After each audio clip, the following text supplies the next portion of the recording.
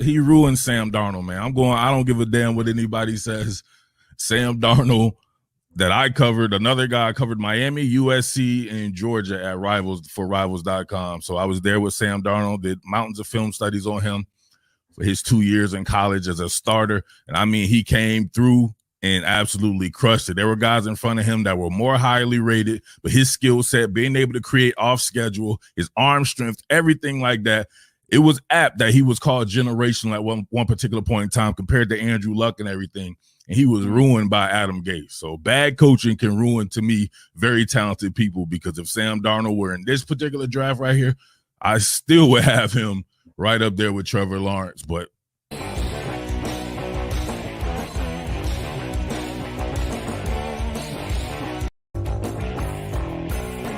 so in 2018, the draft class went like this. Mike McCagnon traded 3 second-round picks to move up and take none other than Sam Darnold. Great pick, great move, all the stuff. Had to do what you had to do. It was a terrible move, by the way. You don't trade up and give up that much capital and not even know who you're getting. But that is what it is. He did it. He got Sam Darnold. The next pick was a defensive tackle. So you trade all that stuff up to get a quarterback, a potential franchise quarterback. Your next pick better be something to support that damn guy.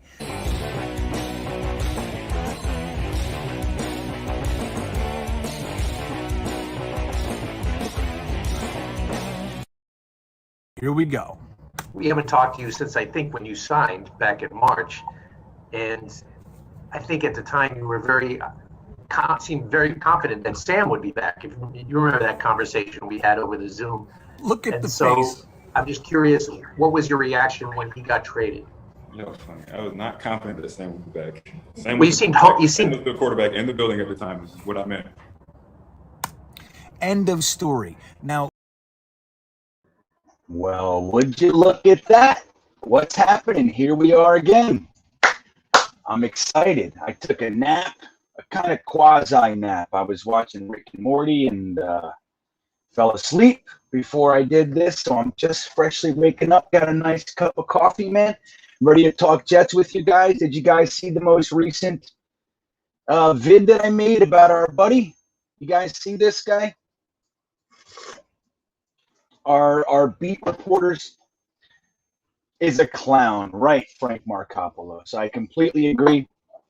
Here's the sad thing about it, is just following that question, there was a really good question about A.J. Brown. And, you know, with Corey Davis and A.J. Brown being teammates last year, Elijah Moore and A.J. Brown being so incredibly close, was there anything that went on between the three of you, kind of a thing? And he said that when the Jets drafted Elijah Moore, A.J. Brown called him and said, "You got to take care of my little brother for me." And like, you know, like that, and you could see him perk up and like he wanted to talk about it. It was a point of interest. And I think one of the best things to try to do when you are interviewing someone is to try to get them to drop the the official stance or the, you know, those pre-canned responses and all that sort of stuff, and get them comfortable into a topic that they're interested enough in to talk about, honestly. And our beat, outside of here and there, has zero ability to do that. Kim Jones is pretty good. And I forget who asked that question about it. It might have been Kim Jones, actually. Maybe not, but either way, it was pretty interesting. And I think there's an interview with James Crowder that I started to watch, which somebody in the comments on YouTube turned me on to it. And they said, you might want to take a look at this one. It's Cimini again. So I want to see what he did there. I didn't get to look at it yet, but from what I understand, it's a little bit more poking to try to get the controversial side of the contract negotiations done. And it's exhausting, man. You know, I mean, look, I know none of us let it get too, you know, it doesn't knock us off our beam, or it doesn't, affect us too much. But it's just something that you notice. It's like, what are with these guys? And this is something I want to tell you guys that I talk to every week. And I've said it before, and I'm going to say it right now. Oh, man, is it bad, Steven? Hold on. I wanted to say something first. You distracted me. I'll try to fix it. I know my I don't know. I don't know what to do tonight. I tried everything, but so the thing is that these guys, there's a new front coming. There's a new mentality. There's a new perspective coming, and the old guard, if you will, are going to do this. They're going to take their last kicks, their last pokes, and they're starting to be shown, transparently what they really have motives to do. And it's starting to become more and more clear. And I think that's good. It goes right with our, with Joe Douglas, Robert Saleh, LaFleur, Olbrecht, Zach Wilson, all these team captain guys, all team first, hard working blue collar guys. I think there's a whole wind blowing, and it even goes into some of the coverage for the New York Jets. So I think that's super cool. So let's do this. So Stephen Engel brings it up. Am I that bad tonight? How's my sound? How's the video? Let me see. I know I'm working at about 7-8 megabytes a second on the upload, which I only need 4 or 5 to get it done, but that would suck if it's bad. I was trying, man. I got my Wii Boost in action tonight. I got everything going on. It's a little robotic. I don't like that. I don't like that. Let me see here. Give me a sec, guys. I'll try to take care of this for you. That's a bummer. That's a real bummer, I gotta say.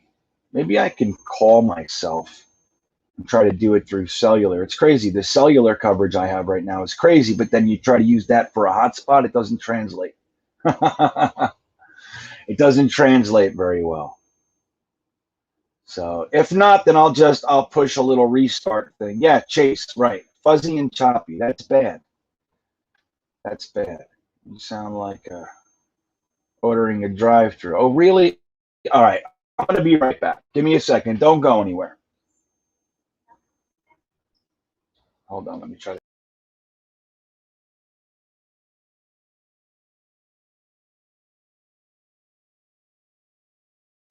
Eye roll, a sigh, looking at someone over here, looking at someone over there, like, who is this guy? Here it goes. I knew it was going to happen. Most people would at least pick up on that. Most. But it's too tasty. He's got to try to get it. He cannot help himself. So here's what he does as a follow-up to the eye roll, the sigh, and the really point-blank response from Corey Davis. Here's Rich again. But that's over with now. But I'm excited that Zach's here, like I said, and I'm ready to get to work with him. Well, at the time, maybe confident. You actually did seem confident or hopeful. Maybe you're optimistic that he would be back. So that's why I was asking. We haven't talked to you since then. Zach's the QB. Excited about it. We haven't talked to you since I think. It's the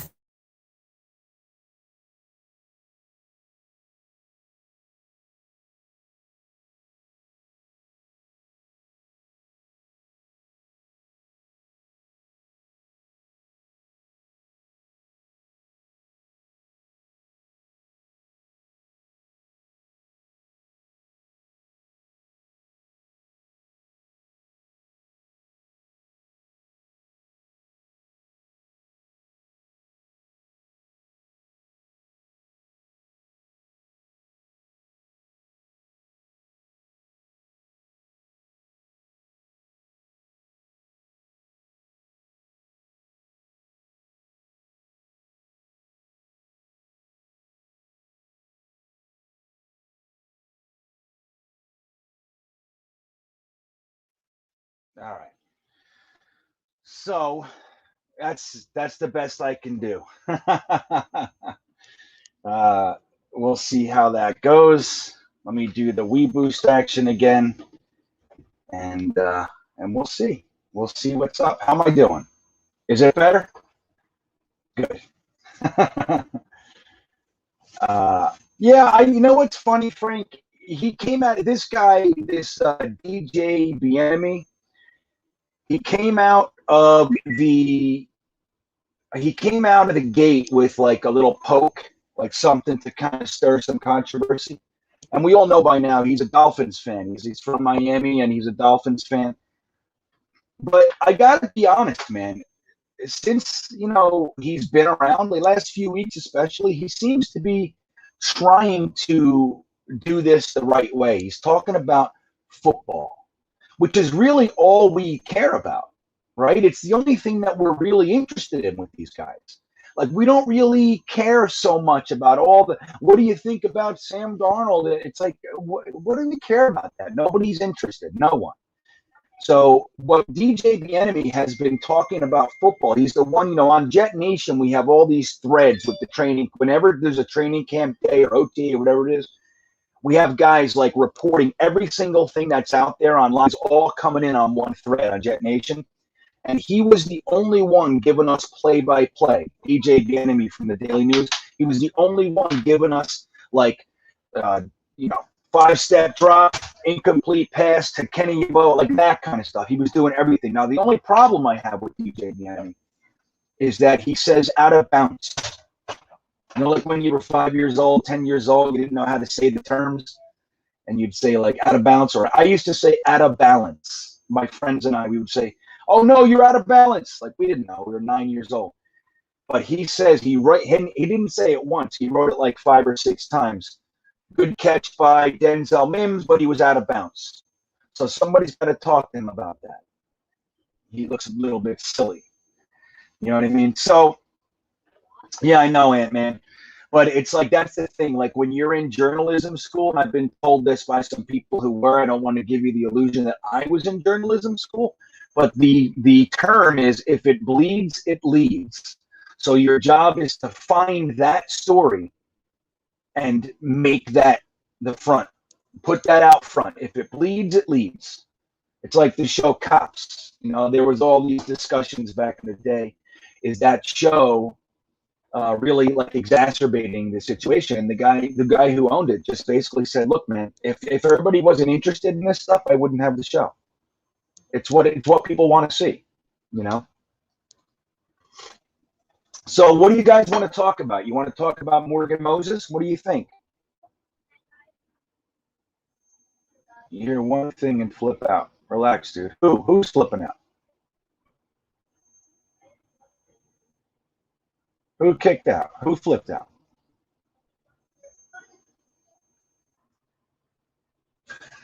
Thing is, Ant-Man, is that with Joe Douglas, like, here's the cool thing. Like, so the Patriots are one side of it. Like, Bill Belichick is one extreme. He doesn't say a thing, right? He doesn't say anything about anything. And that's by design. He's very cryptic. He never gives you any details. Then you have like the Todd Bowles, who doesn't say he's just completely dry, and he's just like, he doesn't give you anything because most of the time they don't have anything to say. Then there's the Adam Gases of the world, and they are like, they take everything personally. Then the other side of the pendulum, all the way the other side, you have Rex Ryan, who's boisterous and blustery and kind of gets caught in his own blabbering webs at times, as fun as it is to have him around. But the cool thing about this particular staff so far is that they're not giving you anything like the Joe Douglas regime so far, as we have numerous examples to support. They don't give any indication on what they're really doing. We hear reports about this or that, and almost every single report about what's going to happen has been incorrect. I mean, they guessed Zach Wilson right and some stuff like that. But, most of the time there's no leaks. But still, when you interview Saleh, LaFleur, Ulbricht, even there was the Odom, our defensive backs coach, they don't give anything away, but they're still super fascinating and interesting to listen to. It's not just a dry, company line speech. It's really great, man. If you guys didn't see the interview with our defensive backs coach, you really should take a listen to it. It's fantastic. It's like maybe 15 minutes at the most.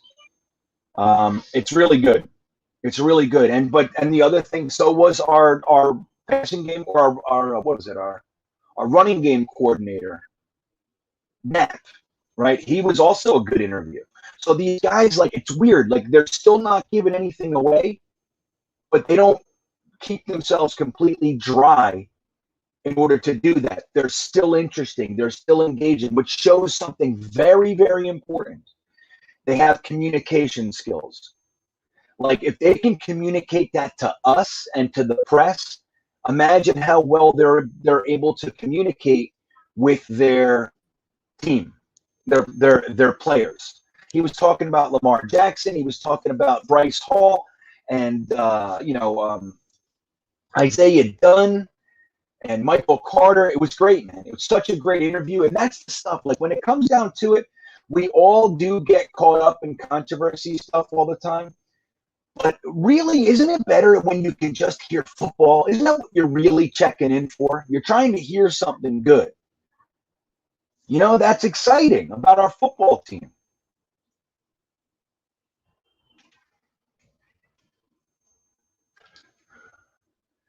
All right. So what do we got? What's going on? What are we talking about? Rides and shit. Let me see. The Jersey Devil is open. Yeah, dude. I was there 2 weeks ago, and I just missed it. I just missed it, man. It looks great, though. There's all kinds of point of views and everything out. You know how many texts I got about that from my Jersey people? Like, dude, look. So what else we got?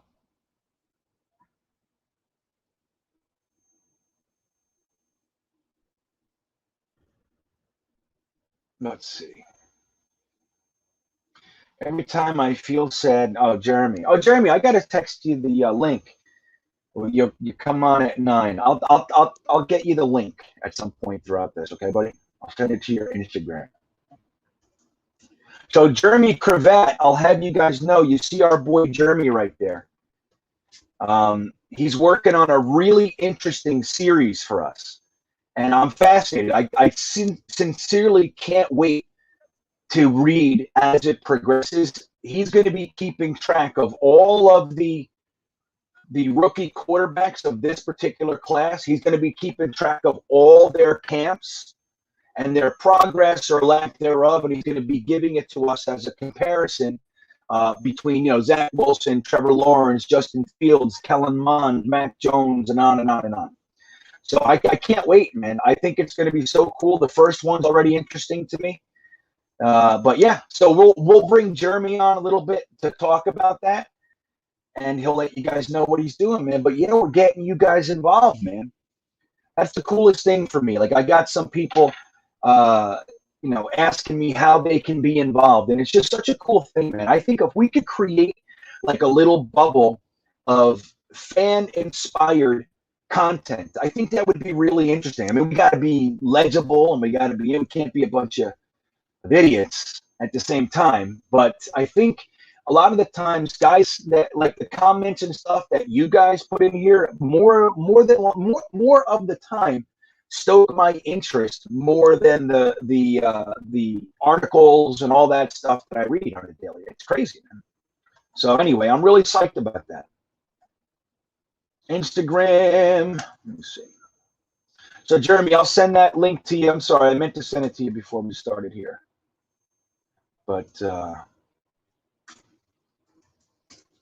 so anyway, so what do you think about? You guys think we're gonna take James Morgan Moses? You're okay, Scott? So let's see what Scott Wilson. What's up, buddy?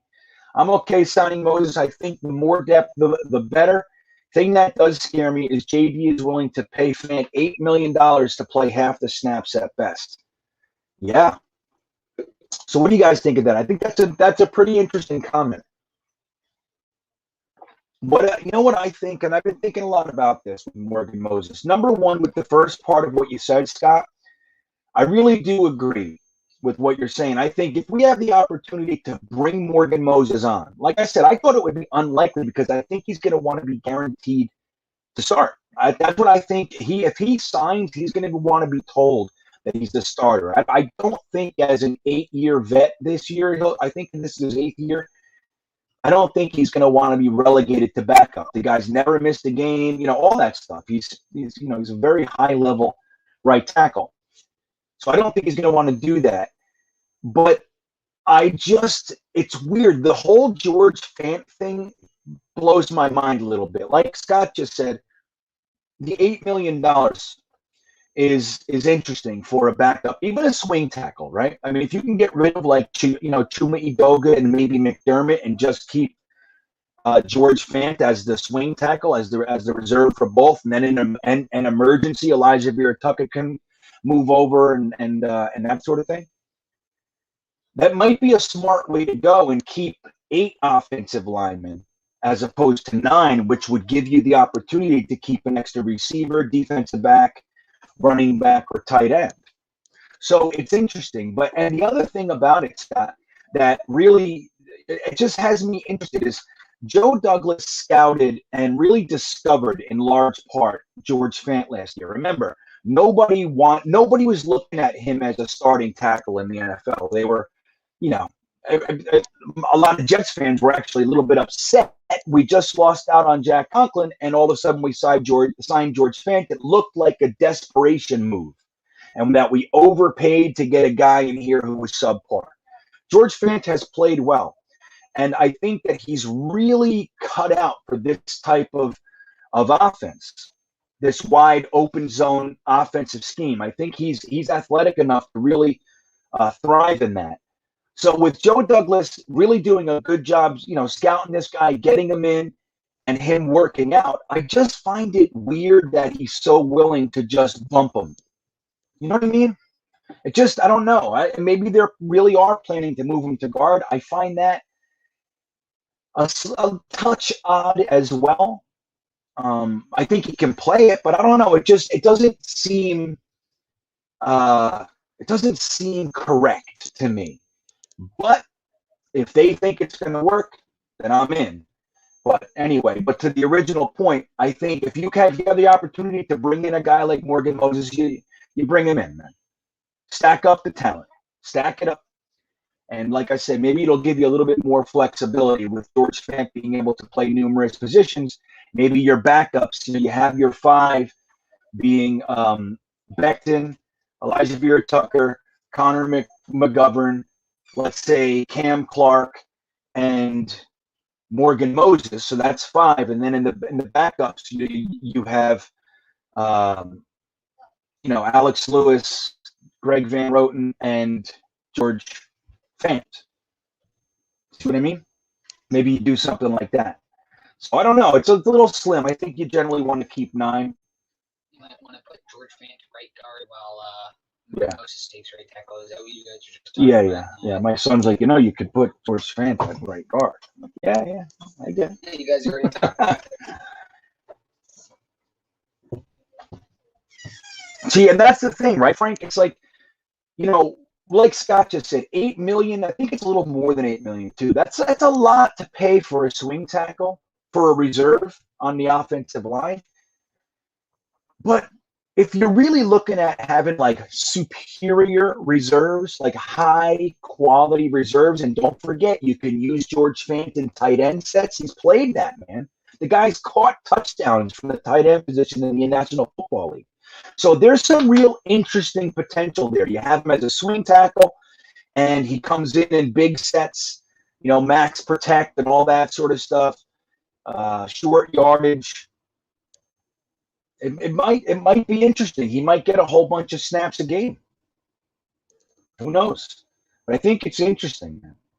Mark, hey, Cardozo, what's up, buddy? I don't think you've been around for a minute. Cardozo's here. That's good stuff. Get Mo Bob? Yeah, buddy, what's up? Yeah, he hasn't been around a while. Hey, Amarella's here. Good stuff, man. I'm happy to see you guys. Let me say hello to everybody else. We got Stephen Engel. I talked to that. Jeremy, Frank Markopoulos. We already said hello. Ant-Man. Who else? Big Block Joe. There you go. Who else? Scott Wilson, right? Brian Farrell. Yeah, man. Knicks.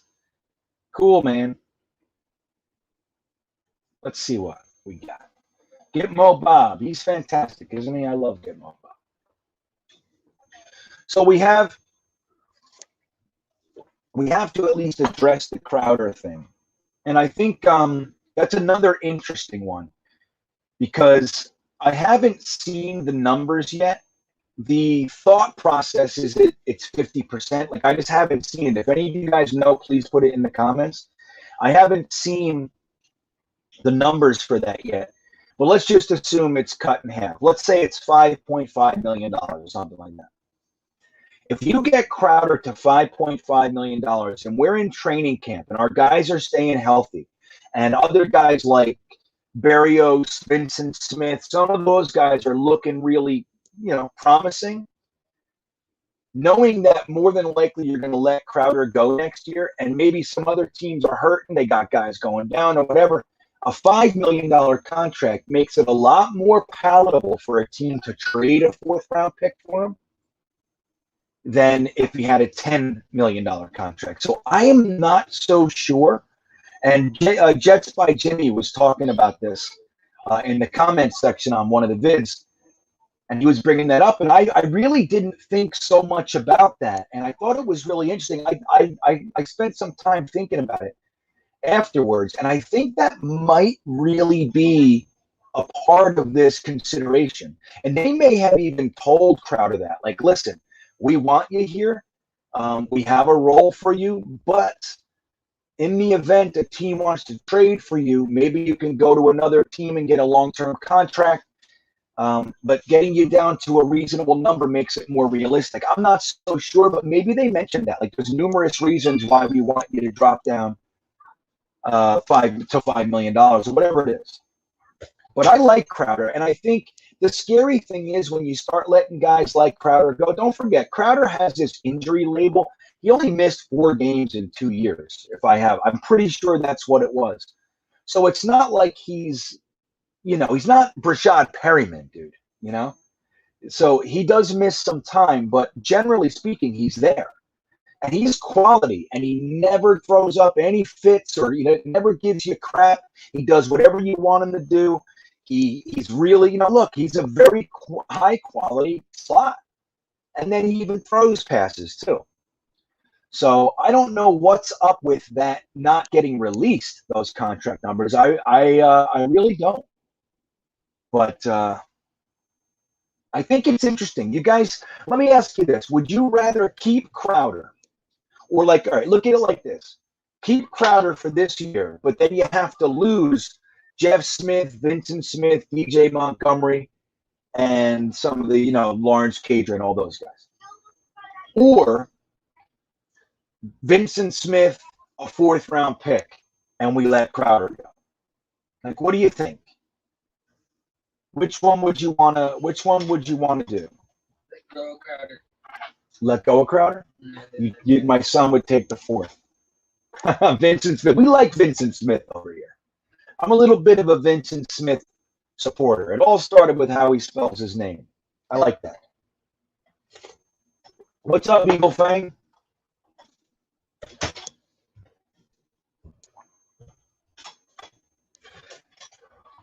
Yeah, I'll get to that in a second, Eagle Fang. But yeah, so what do you guys think? Would you like, we're all but certainly losing Crowder at the end of this year. All but certain. There's always a chance, of course. But the team is getting younger. They're not really trying to bring on that many older guys. So Crowder's more than likely gone. Would you rather keep a younger guy like Vincent Smith, who's going into his 4th season, and get a 4th? Don't forget, we got Michael Carter in the 4th. So you can get some serious dudes there. Would you rather get a 4th and keep Vincent Smith, the younger guy, or have Crowder and lose Vincent Smith and no 4th? What do you guys think? Yeah, Pinto Bean. Team Bean, brother. I want to keep, well, we're going to keep Keelan Cole, Corey. So I think you're going to be happy about that. Frank would rather keep Crowder. Scott Wilson wants the 4th. Oh, that's what you were. I see, Corey. You were responding to Cardoza. So what's up, Harry? I see you, buddy. Everything here suggests 5. Yeah, me too, Jeremy. That's what I'm hearing. Let's see. So let's talk about this, Scott. I know it'll be unpopular, but I actually think Mims could be a better trade piece. I love his talent, but scheme-wise, he's far from a perfect fit. I'm going to be real honest with you. I was thinking about that just this afternoon. Now, I'm a huge Mims fan, as most of you already know. I was all about him pre-draft 2019 or 2020. Right? When was the draft? What year is it? I'm telling you, lose track out here on the road, man. Is it 2021? So the draft was, yeah. So the 2020 draft, I was really big on Mims. I never thought in a million years that we would be able to get him. I was looking at guys like I was hoping like the Pittmans and Van Jeffersons and even Claypool. I was hoping that they would be down there for us, but I never thought Mims would be there. So I'm a huge Mims fan. I think the world of him. He's super duper clutch. He's fast, much faster than his size would generally bring you. But he's 6'3", great hands. He's super clutch. He's calm under pressure and all that stuff. I really like that about him. But again, just like Scott said, what I was thinking was if this guy really isn't a scheme fit and they have him with the twos all through training camp kind of a thing, would he be someone that Joe Douglas is willing to trade because we have a whole new staff and that's not the guy that they want? It's really interesting, man. I hope not, but it's interesting. It's interesting.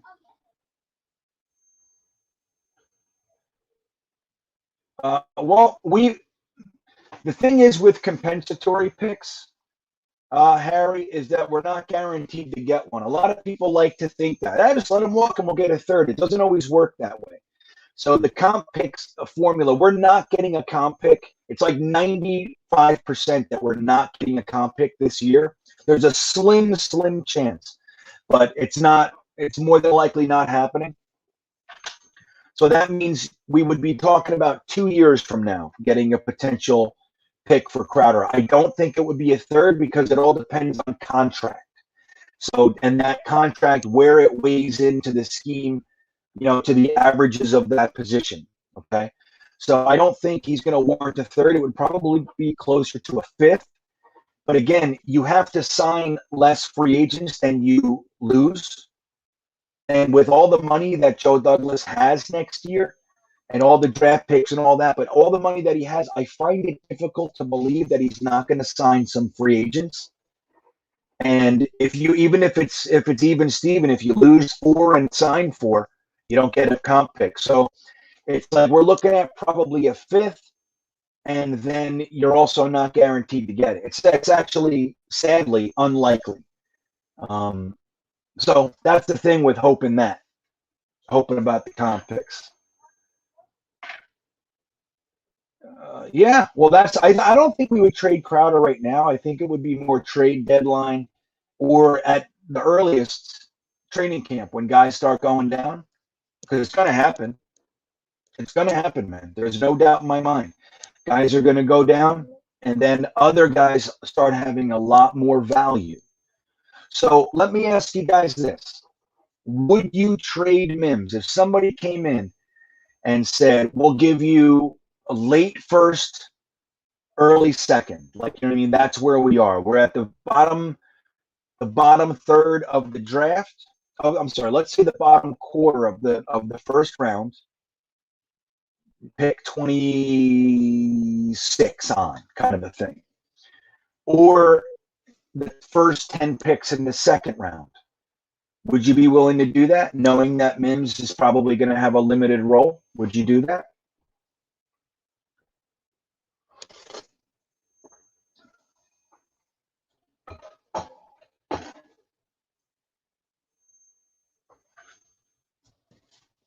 What do you guys think? You know what I mean?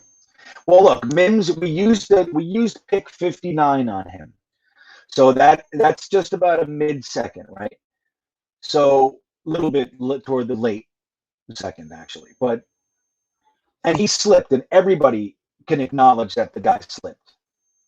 And he had a good year. Don't forget, his rookie year was technically better than guys like Jalen Reagor, Van Jefferson, and a whole bunch of other guys. Obviously, Justin Jefferson, CeeDee Lamb, Jerry Jeudy, Chase Claypool, those guys had a much better year. Brandon Ayuk. But as far as, so he had a better year. And then, unfortunately, you have to look at it in a weird way. When he played with Flacco, he did a lot better. And like the last few games of the year with Sam Darnold, he didn't look so. Like they didn't target him. They didn't throw him the ball. Remember that? The last 2 games, it seemed like, I don't even know if he had 1 or 2 catches. They just didn't target him all of a sudden. So I don't know what that is, but you can't blame Mims for that because there were numerous examples of Mims being wide open with Sam Darnold staring at him or flat out not seeing him. Remember that one when he just literally stared at Mims? He was wide open for a touchdown, and he waited like 2 more seconds, and the cornerback got there and broke up the play. It's crazy. What's up, Brendan McCallion? Hello to you. Hey, guys, say hello to Brendan. He's from Ireland. Bit sleepy, but there's a lot of great Jets content I've been catching up on. Good stuff, man. Glad to have you. I'm glad you're here, and I'm glad you're staying up, and I'm glad you're absorbing and ingesting all this Jets news. It's good, man. It's fun. It's fun. It can be fun. It hasn't been very fun of late, but these past 6 months have been pretty good, man. All right, so let's see what you guys are saying. With all our picks, we could have, yeah, maybe. Let me see. Berrios is better than Smith, in my opinion. Yeah, I don't know. I think Vincent Smith has a lot of untapped potential that hasn't really been seen. But so far, you'd be dead on because Berrios has a better career than Vincent Smith so far. And the thing is, too, is if it seems like Zach Wilson and Berrios are on that, they're really connecting. So if that sort of thing happens, the coaches are going to notice that. They're not going to pull his favorite target from OTA's minicamp, training camp for a guy that he has no rapport with. And they're not going to do that. And Berrios, he stays healthy. He works his ass off. And he's one of those blue-collar, gritty guys that just knows how to catch the ball. But he's not, at least up to this point, he's not that good. He's okay. He's average, But if Zach Wilson likes him, that could really make him, that could change things. It could allow him to have a much, much better year. Don't forget, with the Sam Darnold thing, he wasn't only not hitting Mims. You know what I mean? He was not hitting a lot of guys. So there's a lot of that stuff. You don't understand the fascinating with Vincent Smith? What can he do besides run fast in a straight line?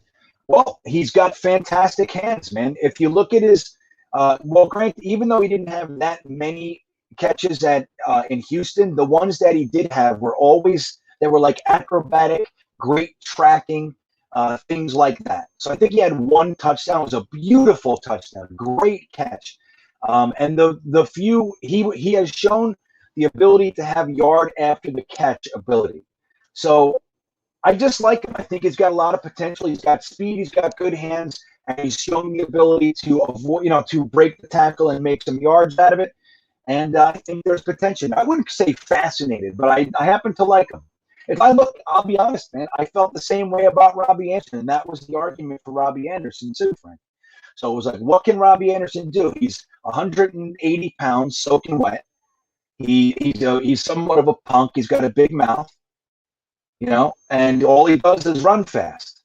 And you got to give those guys, if they know how to catch with running fast, like if they can actually make difficult catches and track the ball deep, there's a lot of potential for them to make something out of that. And then you can expand the route tree from there. But Robbie Anderson, the argument against Robbie Anderson lasted almost until he was gone. A lot of people still they never believed that Robbie Anderson was worth anything. And, 3-4 years ago, I was saying I like this guy, So it's one of those things. I could totally be wrong. And I honestly think he's probably going to be one of the earlier ones to get the axe I think they might like Jeff Smith more than him, but I don't know. It's just a feeling I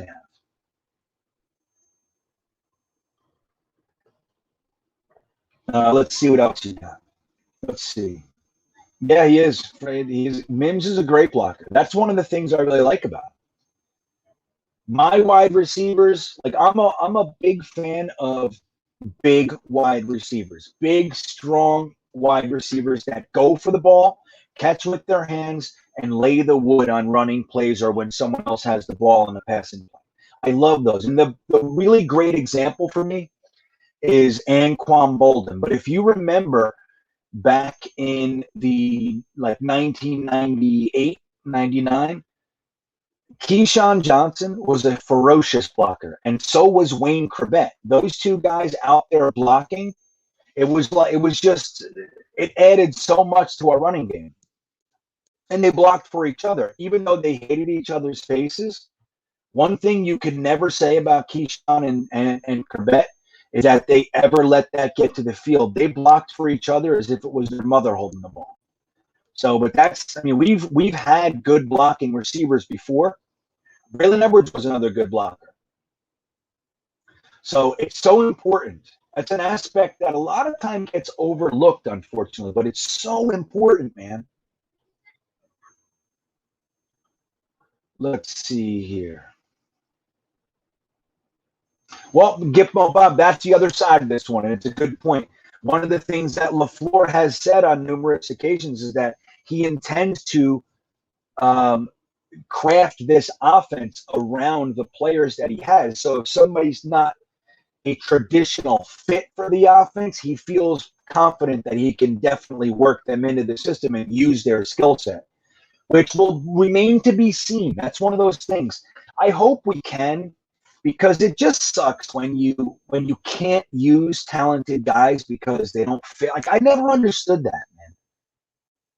Like, the guy's big, strong, and catches the ball.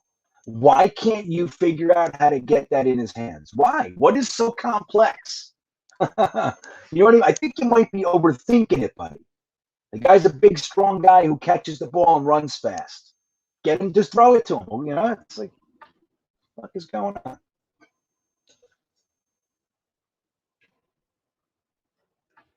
So Cadoza says, I love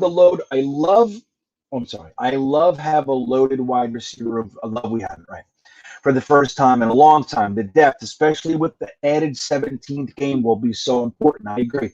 Hey, does anybody know if they're still letting us keep the two extra guys active from 46 to 48? Can somebody look that up for me? Jeremy, you mind looking that up? Are we the active roster on game day? Is it still 48 or is it 50 or is it 46? Last year they moved it to 48.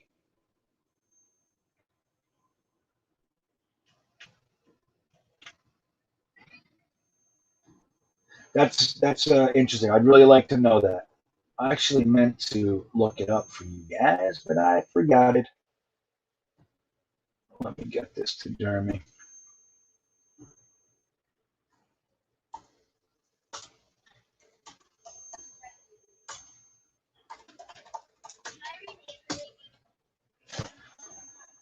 So, okay. What else we got here? Looks like we're rolling the dice with our young cornerbacks. Interesting, Nick. Well, here's my thoughts on it. I think that, and they've said as much. This is an interesting one. It's that right now we're in OTAs. We're in OTAs and mandatory minicamp just finished, right? So now we have the lull and then we have training camp. In OTAs and minicamp, they really wanted the opportunity to see their young guys. They wanted to give them every available second that they could on the field. And if you notice too, they worked most second string guys in with the starters at some point. Most. I think almost every cornerback has had a chance to run with the first team. So that's something that they're doing. It's by design. They want everybody to play with everybody else so you can see exactly how they respond, not just to one guy. Like, what if they're better than one guy and they look really good, and but then somebody else goes on them and they suck, or vice versa, you know? So one of the things that I like about that is if you did sign, let's just use, for example, Richard Sherman. So we bring in Richard Sherman, and now he's out there. So all the snaps that he's out there, we don't see Jason Pinnock or we don't see Isaiah Dunn. And then some of these guys that we're noticing, like, these guys can actually, they're a little bit better than maybe we thought. They're a little bit ahead of where we had them at this point in the process. So some of these guys wouldn't have these opportunities to show what they have, and not for nothing.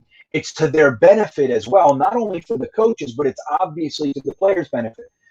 So right now, when it's just OTAs and minicamp, I think it's actually pretty smart to do that. There's no rush to get guys in. I mean, if you feared that somebody was going to be signed somebody, like somewhere that you really wanted, of course, you can try to do that. But they've said that that's their mindset here. That's their thought process. And I have to agree. Now, do I think that they'll add a cornerback? I think it's likely.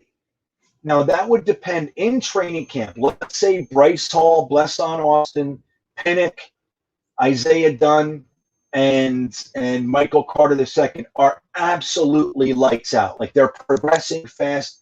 They might not bring in a vet unless it's like a reserve type, because they're just going to let them run this year. Hey, man, we'll just live with their bumps. We'll live with all their mistakes, because getting them this year, they're good enough to give a shot to start, and giving them this year under their belt is going to be real good when we make our real playoff push in 2022 and onward. So I think it's going to be contingent upon how training camp goes, but I think up to this point, I'm not so sure that the fact that we didn't sign one means we're not going to. You know what I mean? So, but I really like it, man. Me personally, I'm going to be real honest with you. If it was my choice right now, or what I wanted, I would rather roll with the young guys. That's what I'd rather do. And then see if we need to use a second or first round pick on a cornerback next year, kind of a thing. You know what I mean? Like, think, we got 11 picks, 4 of them in the first 2 rounds next year. We get a, stud cornerback, like top 2 or 3 in the draft cornerback. You get another edge rusher, a young one. You get another offensive lineman, and you know what I mean? And then you get a tight end. It's like, dude, now we're talking, man. We are building stud muffin stew. You know what I mean? So that's a good question now. What happened, Red Dog? Oh, let me see. Okay. I think that's why. Did you write another one first? Oh, shit. Did I miss? Hold on, Red Dog. Let me read this. I think that's why they are waiting. They'll see what they have when pads comes on, and then potential injuries. Most likely we are going to the playoffs. Right. I think that's well said. And don't worry about the typos, dude. I get it. So, Jack Merweed, thank you, my friend. I appreciate the super chat. Hey, Bean, are you concerned about Becton allegedly pushing 380, 400 pounds? Well, if he was 400 pounds, yes, I would be concerned. I don't know where that report came from. So, it could be a beat. I mean, is it like an official thing, or did a beat writer say he looks like he might be 400 pounds, like that kind of thing? If he was 400 pounds, I would absolutely be concerned. And that would really be, to me, another reason why they want to bring Morgan Moses in here. If Mekhi Becton can't figure out how to stay 360, then we might have an issue. And that's why the feet go and the back goes and all that sort of stuff. You can't be running around on 400 pounds, dude. So that would be concerning to me. But I will say this, Jack. Up to this point, I'm not concerned. And I think it's a really good thing that we have the type of staff that, not only coaching, the medical team, that everything's supposed to be player-oriented, player-specific training, nutrition, and rehabilitation, right? That's what they're saying. For a guy like Saleh to come out and say, we have to talk to Becton about how to take care of himself so he can play long term. That to me is a positive. I mean, obviously you don't want to hear that anybody's slipping off the rails or anything, but to me it's like, no, we have a staff that's hitting this head on right now. So that to me is an incredible positive. And I have high hopes, man. I think Becton has shown me, at least from my perspective in college and last year, the guy's an animal. The guy wants to be good. He wants to be out there. If his coaching staff is saying, dude, we can't play you because this, we're not going to play you this way, I think that they're going to be able to get him into shape. I just do. I think that we have the right people. And then once they get him motivated, they give him over to our new rehab and training staff. And everything's meant to maximize his specific body type and progress. Dude, I think that's fantastic, man. You know what I mean? I'm excited about it. I'm actually happy about it. So, something to keep an eye on, though, huh, Jack? You know what I mean? We don't want to lose Becton, dude. That would be devastating to me. He's a cornerstone.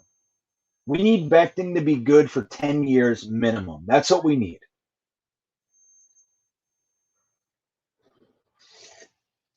Let's see. Yeah, right, Nick? So good. We're on the same page. CJ Mosley was very complimentary toward the young linebackers in his press conference. He was. And it's funny, too, because I think it was Quinnen Williams that said, hey, what have you thought about CJ Mosley? And he said, number one, I'm a huge CJ Mosley fan, so I still can't believe I'm on the same team. You know what I mean? There's that kind of thing, which is still cute about that kid. He still has maintained that like naivete aura about him. But he said, dude, that guy looks like CJ Mosley to me. And there was someone else who said, he's looking fast, he's looking lean. I think Quinnen also said he's looking like he lost a couple pounds. He looks ripped. So I think if CJ Mosley is actually healthy, and with Robert Saleh and Ulbricht and this particular staff being highly motivational, I think that we're going to be really happy with the rest of the linebacker crew because, number one, I'm convinced that Jared Davis is starting. I know some people are, they just don't really look at him yet. They're like, that guy was kind of a loser. That's not the case. He was an absolute stud coming out of college, had a very good rookie year. His sophomore year was even better, and then Matt Patricia came into his life, okay?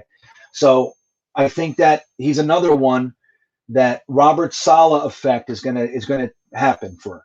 So CJ Mosley and Jared Davis, and I think it's going to be one of Jamian Sherwood or Cardoza starting on the other side at the will, and I think that that's going to be really good. Like, look at the mix, of players there. Thumpers, good in coverage. And I'll say this. I think it's going to be Jamian Sherwood. That's who I think is going to be the starter. But what this also does is it puts a guy like Blake Cashman back into a reserve role. I think with the guy's injury history, man, I think that might be best because he's a good football player. He's got very high football IQ, high motor, all that sort of stuff. He's quick, hits hard. Good tackler, reads. He reads the play well. Again, very high football acumen. So I think having a guy like Blake Cashman and then Cardoza not Cardoza, sorry, and Cardoza and Nasruddin as the backups, I think we're really building a nice young core, man. Because Jared Davis is young too. Jared Davis is young. He's a 4-year vet. So these guys are, we're talking about coming into prime here. So I think it's going to be really cool. And yes, I think it's exciting, man. I love young players with potential. I love fast football. I love it. Like, remember, as much as I liked Bart Scott, like I loved Bart Scott. I thought he was a great get in free agency, and I loved what he brought here. And I also loved David Harris. But at the end of their careers with us, dude, they were like fat, slow, lumbering. They just they looked like they were running in quicksand. And that to me is the worst thing to see. I hate when you have linebackers that can't cover. So even if a guy's a big hitter up the middle, if he can't cover it all, it's not the kind of guy that I really, unless he's just dominant in the run game kind of thing. But I love fast football players. I love guys that can play in space. I love sideline to sideline linebackers. And I love guys that when the running back comes out or the tight end peels off, the linebacker can take care of it. That's what I like. And if somebody comes up the middle, they lose their helmet. So I'm excited, Gitmo Bob. I really am. What's up, Sneakers to Boots? I see you, buddy. Oh, look. So here's Frank. Frank says the same thing. Yeah, Jamie Sherwood's a tackling machine, dude. Right? And he's good in space. I mean, it's so funny, man. And I know a lot of you guys were with us on Ryan's channel with me, O'Leary, and Ryan, and some other people for the draft. And when they kept saying safety, safety, safety, I was losing my mind. I was like, I can't believe this is how it's going. Like, what's with all the safeties? But when you take a breath and you take a minute and you look at what the Jets did, dude, they got some seriously high quality potential in their picks, man. Jamie Sherwood is fantastic. I'm so happy about that pick. Cadoza, oh my, that's really happening to me now. That's more than once now, Cadoza. Nasruddin was being talked about as a first-round pick. Even Rashid as an undrafted free agent. If he would have come out in 2019, dude, the guy was being talked about as a first-round pick. He had 22 tackles for a loss, 15 sacks, like 65 tackles, an interception, 2 forced fumbles. Like, dude, the guy's stats were insane. So he had a rough senior year. You don't want to just say that and leave it there, but it's like the potential on these guys. What they were able to do in the draft is fantastic. We're looking at probably, realistically, 5 starters, maybe even 6 from our draft class. You got Zach Wilson, AVT, Elijah Moore, Michael Carter. They're going to be part of the starting rotation, if not, major contributors. Okay? So then you have Michael Carter II, more than likely going to win our slot job. More than likely. Okay? Then you have Jamie Sherwood. That's 6, dude. That's 6. And we didn't even get to like guys like Nasruddin and Eccles and Pinnock. We don't even know. And then like Isaiah Dunn and Rashid and all those guys. Like there's a lot of developmental possibility there. But dude, we're talking about 5 or 6 starters coming from this draft class. Now that could be a terrible thing if they all suck, of course. Remember, like Parcells said, he said, plan on losing 1 game for every rookie that you start. So, hopefully that's not the case. But, dude, how exciting is that? All right, so let's get to this super chat, and then I'm going to bring Mr. Jeremy on with us. I'm excited to talk to him tonight. This is so fun. So, John Hybendall, thank you, my friend, for the Big Dick super chat. GreenBean, the more I see this group, the more excited I'm getting. Some concerns, but I trust the team to get it right. Let's go. Jets, Jets, Jets. Thanks for what you do. Well, thank you. I appreciate that, man, sincerely. And I agree, man. I think it's like we were just talking about with the draft class. Look at the draft class, and then and it's not only the potential of the players, but the type of players that we have.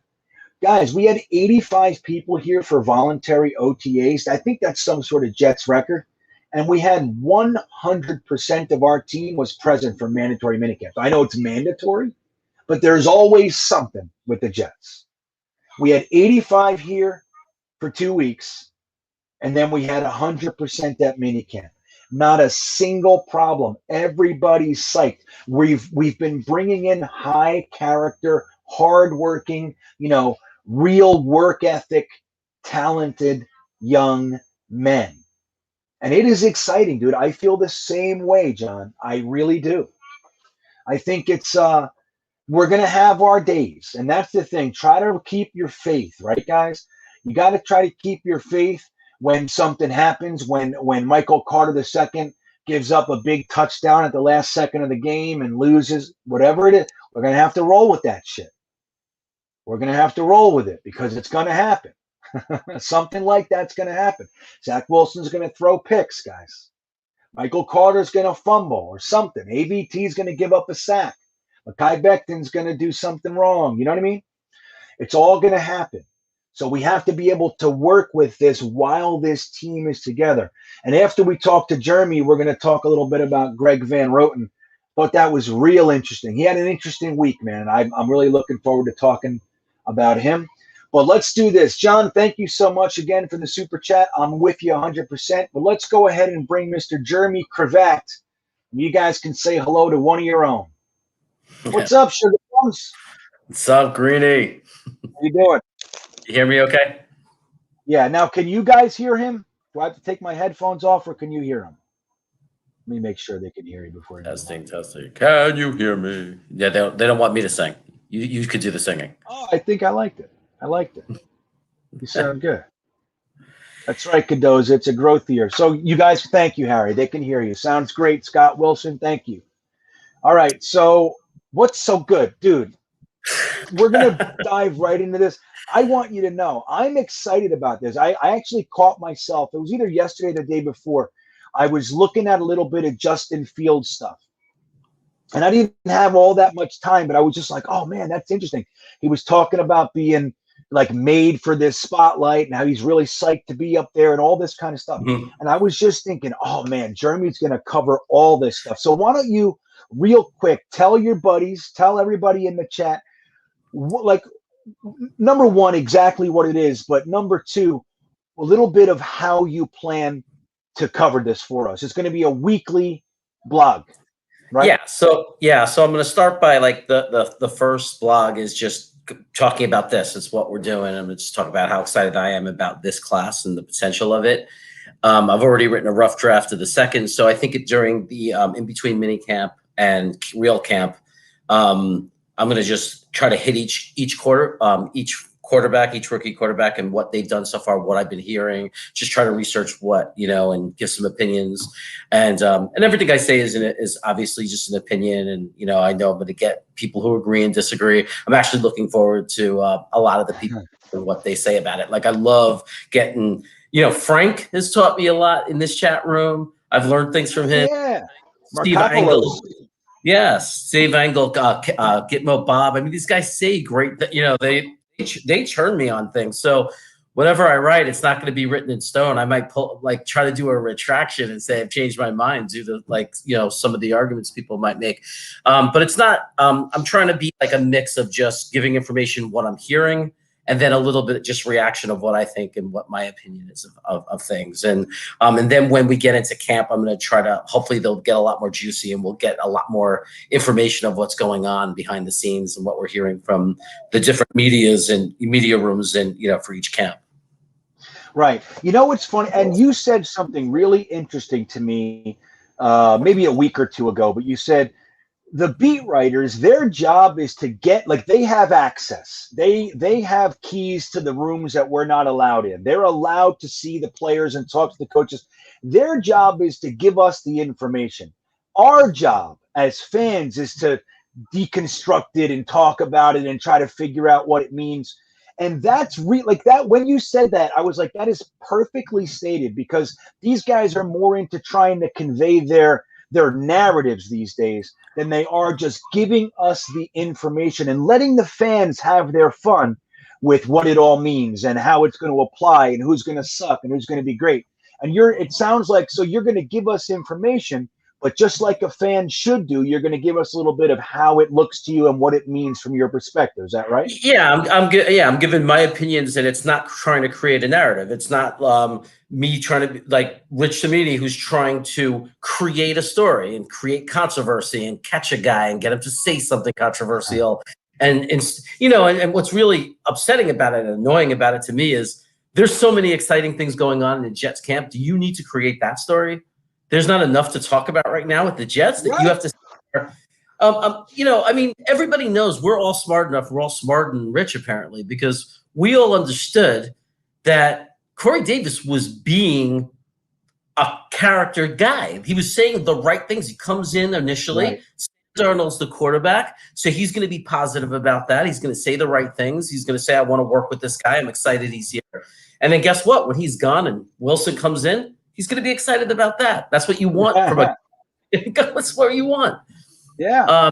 Yeah, exactly right, Jeremy. Truly. So one of the things I will say about we're going to I already got that rough draft for that second week. I'm starting to cover those quarterbacks one at a time. I do want to throw some juice out there. It's going to get juicy when I haven't written it yet, but when we get to the third week, I'm actually going to admit something where I have a strong disagreement with you and Matt O'Leary.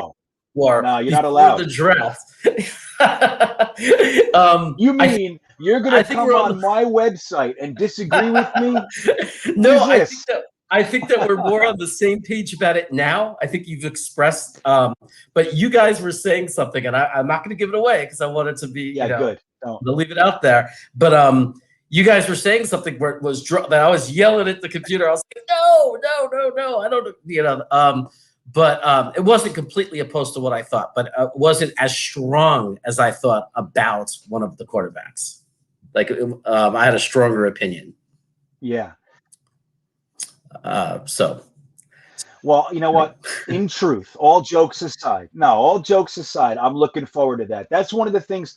Look, dude, the most fun that we can have, like when we're at our best as Jets fans, it's when we can legitimately disagree with each other wholeheartedly and still remain respectful of one another. That's when we're at our best. Like, you like this guy, I think he sucks. Like, I was on Harrison's show the other night, and we have very differing feelings on Javelin Guidry, LaMichael Pirine, and a few others.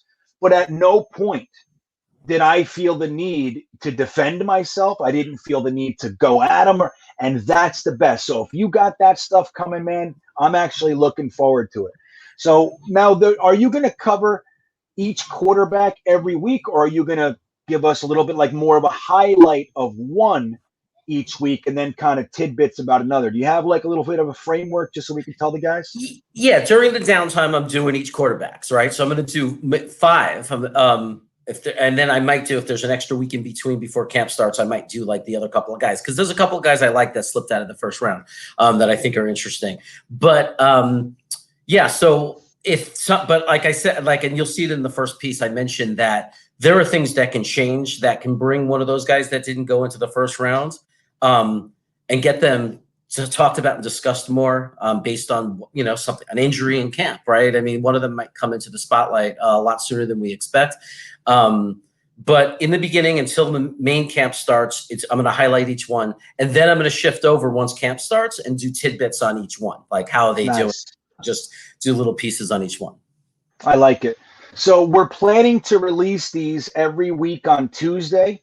This week's will probably, I might have, we'll see. It might be a little bit before, but so it's going to be every week on Tuesdays. We're going to put it on the website. I'll put a little promotional post on Twitter and Instagram and all that. But hopefully you guys go over to the website and check out what Jeremy's doing, because honestly, when he proposed the idea to me, this is his idea, man. He proposed the idea to me, and I loved it. I think it's really interesting because, remember, we were talking about all these quarterbacks daily before the draft, and then it's like they go to their respective teams, and then it's like we never hear about them again. Whatever happened to Kellen Mond? Whatever happened to Kyle Trask or all these guys? And the truth is there's a lot happening with these guys. It's hard to keep track of everybody. So Jeremy's going to do a really good job of keeping tabs on that for us, so we don't have to go search ourselves. We just look right there at Jeremy's article, his blog post, and we'll get it all in one fell swoop, man. And just for, you know, that's interesting. You said that when I was in San Diego visiting my brother, one of their neighbors is from Minnesota. Just to like throw it in there, it's just interesting to give a perspective of a Vikings fan. Man, some of them really don't like Cousins. They're ready for Mount to come in already. Really? Oh, there's a lot of Viking fans that are not happy with Cousins, you know, and it's kind of that same thing. He'll put. I always felt that way about him. When I remember we beat him once, we were playing Washington a few years ago, and I was like, man, this guy is good. But when the game is on the line or what's important, he seems to just, you know, he just can't win. He can't get over that little mountain at the end. Yeah. And I think that the He's Viking one of those fans, guys. yeah, Yeah, he's one of those guys. He throws for 4,000 yards but doesn't win. You know what I mean? He's just one of those guys. And there's a lot of guys like that. You know, but that's the funny thing, man. Remember how Mike Maccagnan offered that guy $90 million guaranteed for 3 years, and he didn't come here. And why would he? We had nothing. We had no offensive line, very few receivers to talk about. Like, why would he even consider it? But that's where we were. We were offering Kirk Cousins $90 million to come on over here. And I mean, look, in my opinion, we dodged a bullet. Hey, look, we got Sam Darnold, and it is what it is with Adam Gase and all that sort of stuff. But I'm pretty glad that we didn't throw $90 million at Kirk Cousins. It'd be one more blemish on our record. You know what I mean? Yeah, no, I like where we are now, so I wouldn't change a thing. It's kind of like that sliding doors effect. If you ever saw that movie, it's like you might look back and regret some things, but I like where I am right now, so I wouldn't change anything because I want to be right where. Yeah, and that's right. It's a good point too. It's like you know, a lot of guys. You probably were involved, but in some of these live streams, we get it. You know, we've talked about like Gase is actually. When it all, you know, when it all settles, Gase is going to be looked at as the guy who was absolutely necessary to get to where we're going now. Number one, Joe Douglas more than likely wouldn't be here. More than likely, without Adam Gase, Joe Douglas wouldn't be here. And that's the beginning of everything. And who knows? We would still have, you know, Mike Maccagnan and even if it was Matt Rule and Mike Maccagnan, they were never going to get anything going because Maccagnan is terrible. So even though Gase sucked, just like you said, I wouldn't change it at this point. I wouldn't have done it in the first place, but I wouldn't change it now because I like where we are. And I think we needed that bottom, man. We needed it, you know? Yep. Hey, did you get the did you get your roster did you get your roster question resolved? Because I have a tweet here that answers like how many. No, what is it? So this is from Tom Pilosero. He's an authenticated Twitterer, so he must be somebody. I think he covers Tampa. NFL owners just approved a 90-man roster to start training camp this year. Sources said with cuts to 85 on August 17th, 80 on August 24th, and 53 on August 31st, which means September 1st, I'm going to send something to you for your son because he's going to be brokenhearted when Vincent Smith is no longer a Jet. That's funny. But did they say so? Are we allowed to have 48 guys on the active roster for game day? Did it say that? Oh, for or actual. Is it back down to 46? Okay. So that was your. Let me see if it mentions that when it goes down, because it just says the 53. We're gonna still have to look that up. It said something about maintaining the same rules, but so I did see something like that. But I don't want to. That would be helpful. That's official. If we could have 48 guys instead of 46, then you're going to see some guys that would be inactives. You know, they wouldn't be dressing for the game on the field, and I think that'll be really helpful. Not only for injuries, but just for, you know, just being able to get guys to be a part of, you know, like some of the guys that are fringy, having them be a part of the game plan, be a part of the on the field experience. I think is also very, very helpful. For their progress. So I think I'd like to see them keep the 48 instead of the 46. I think that'd be a big deal. So, hey, man, do you want to hang out for a little bit? We're going to get back to the chat. You want to hang? You got time? Sure. Why not? Yeah, I got time. I'm here. All right, cool. So let's back it up a little bit. But look, man, before we do that, I want to say thank you. I really do appreciate your work on this, and again, I'm really looking forward to it, man. And guys, he even sent me a picture of him. I'm in the process of uglying it up for him, and I'm gonna show you guys. I'm gonna make a nice big picture of his head on the article. It's gonna be great. You'll see. So, have at it. So, all right. So let's see. What do we got here? I'm backing it up a little bit. GreenBean Media is expanding. Yeah, that's it, man. You know what's? Let me ask the chat this. I'm always thinking of like. So there's Jeremy and another guy, Dom C, that I'm working with. He's got some exciting stuff in the works as well. So I want to like give these guys a platform to be able to do this kind of fan-centered commentary.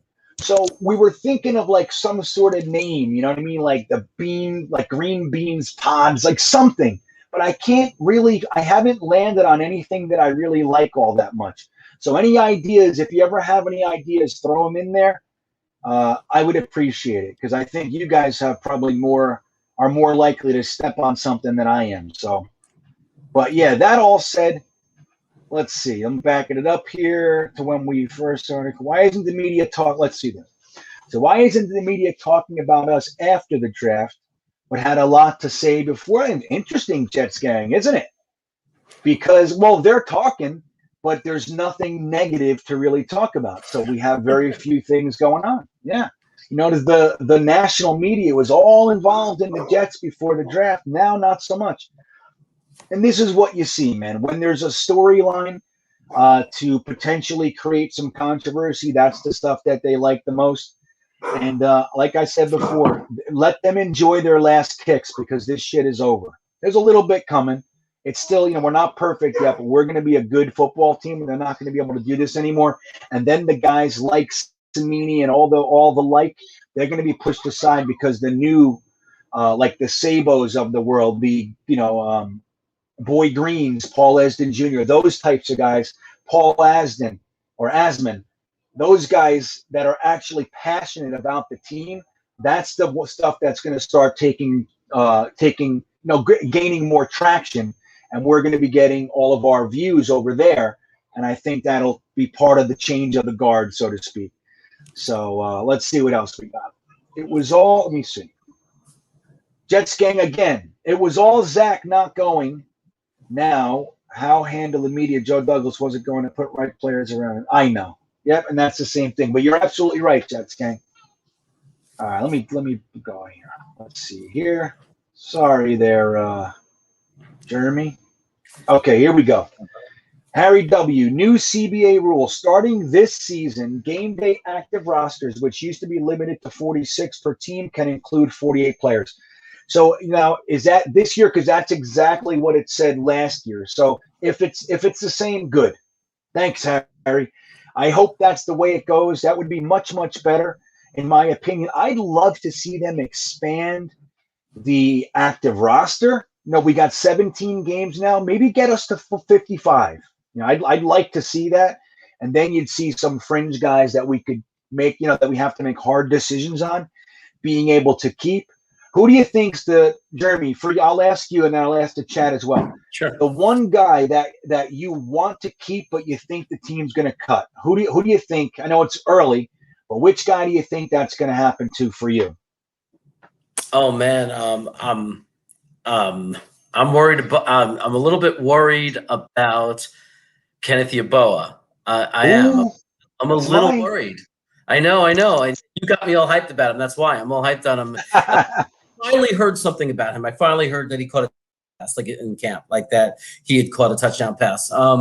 But I'm worried about it. Because when they talk about the other tight ends, he can't move to fullback like our other friends. They seem to still be keeping Herndon with the first team and still believing he can do something. And they went out and got Croft, and they like him. So I'm just worried. Like if we keep Berrios as a sixth receiver, and we have these all these OL guys competing, there's got to give somewhere. Something's going to give. Right. We're going to have to take a hit. I mean, it's a great problem to have, right? Look at us talking about lose. When usually for us, it's the other way around. We're trying to figure out which one of these scrubs that we have can actually turn into something. Whether it's, David Clowney or whoever it might be, Sharon Peak, those types of guys. Now we have an issue with there's going to be some hard decisions most likely. And I'm going to tell you, that's my number one guy right there, Jeremy. You nailed it for me. I'm concerned There was a report that came out about Kenny Yeboah. And again, it's only OTAs, guys. It's only OTAs. We know that. But he dropped 3 passes in one day. And that's not a good, look, when you're an undrafted free agent, you come in and like you said, we got Chris Herndon, you got Ryan Griffin, you got Trevon Wesco, you got Tyler Croft, and then even guys like Daniel Brown. You can't be dropping passes if you're going to beat all those guys out, especially because Ryan Griffin's having a fantastic camp so far.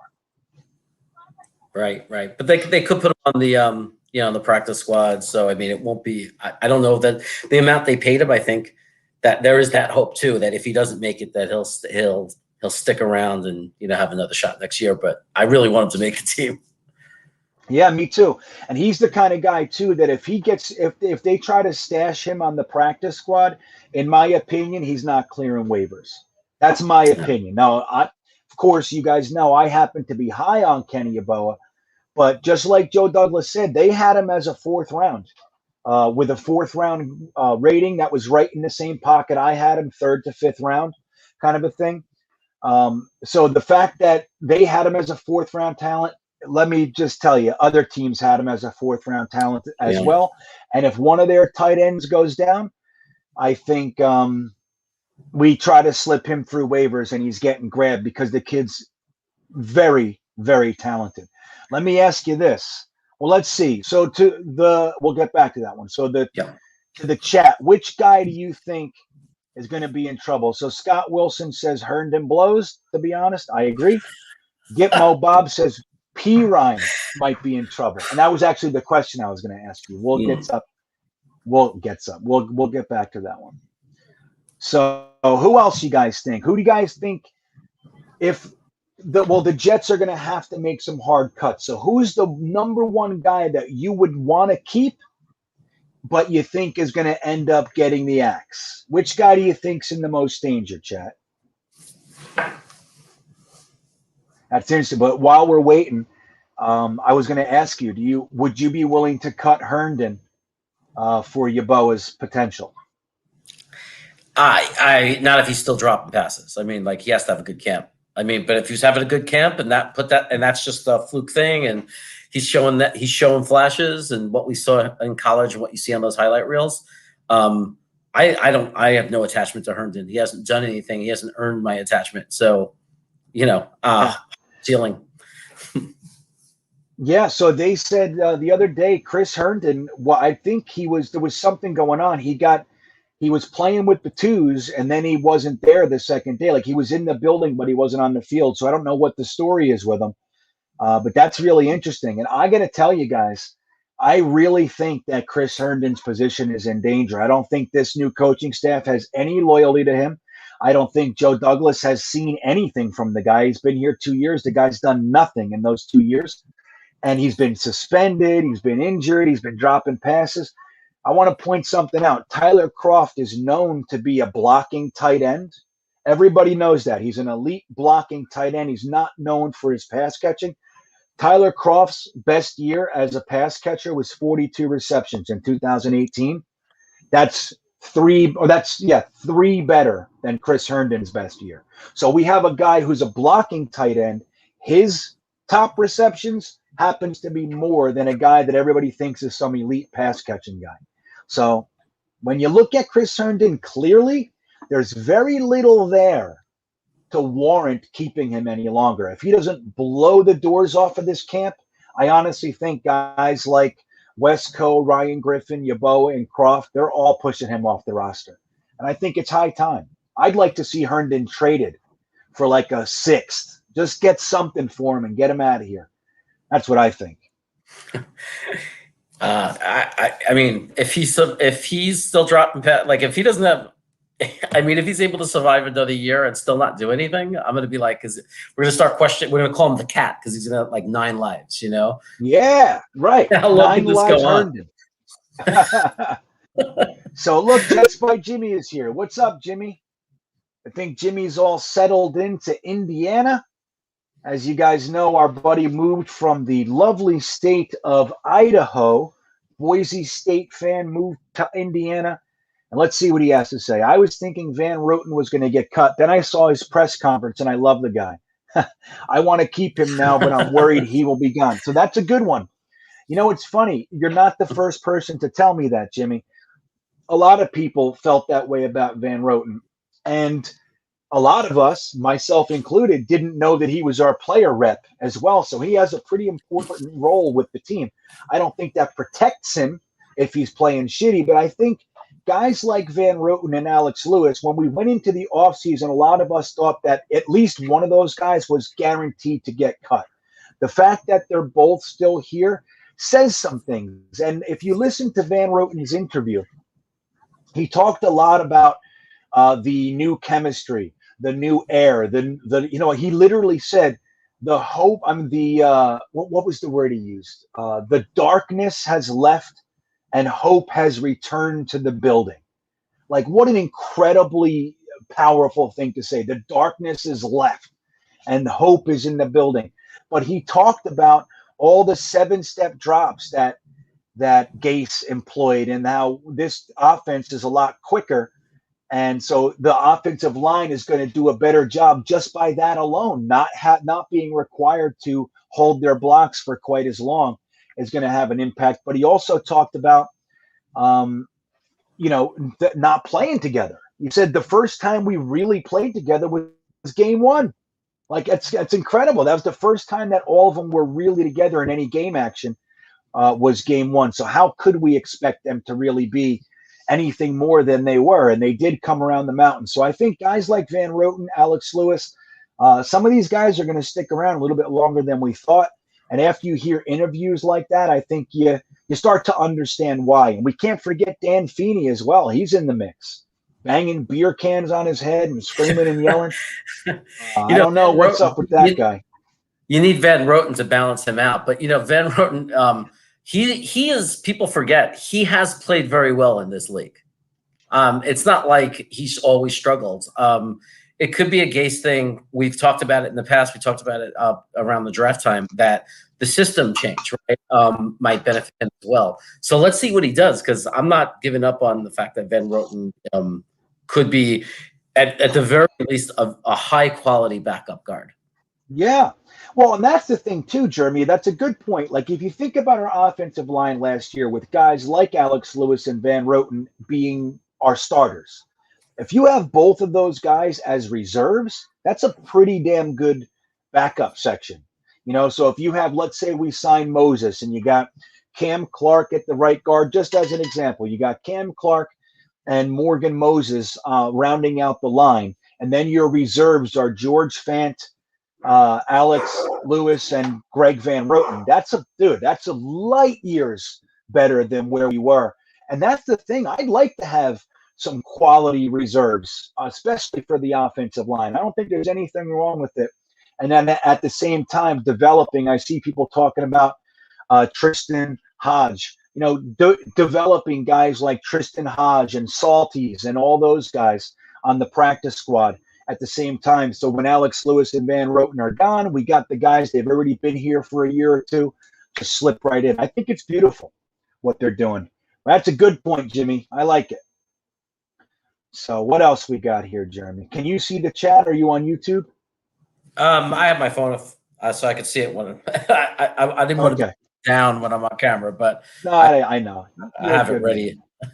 You're great at it, by the way. You're great at seeing the chats and talking and interacting. That's definitely a learned skill that I'll work on. Yeah. Yeah, well, thank you. I feel like I'm all over the place. Over in my brain, I feel like the most scattered guy in the world. So I'm glad it's at least coming across otherwise. So Red Dog says that's when you know your team is going right, when there are tough decisions. Absolutely right. And Jeremy said it a minute ago. It's a good problem to have. Having to make tough decisions is a good problem to have. And don't forget, when it comes down to cut day, if you need a cornerback or so, and somebody else needs a tight end, and you have one and they have one, you can do those flops. So some of these guys that we keep around that we have to make tough decisions on, if we are going to cut them, there is still the potential to trade them for something that we do need, an area that we're deficient in. And I think that's something to keep an eye on as well. I'm telling you, Joe Douglas, if he's proven anything to me, it's that the guy knows how to trade. And I'd be excited to see what we can get for guys like Herndon or even Crowder with respect. I'm hoping we don't trade Crowder, but you never know. Doesn't the Jamal Adams holdout put such an exclamation point on the fleecing JD put on Seattle? Oh, yeah. Now, yeah, dude, I mean, what could be better? I mean, like, look, you don't want to necessarily get caught rooting against anybody, but I don't care so much. A lot of people feel like that. I love it. I love that Joe Douglas waited to trade him until he made a complete ass out of himself. I love that.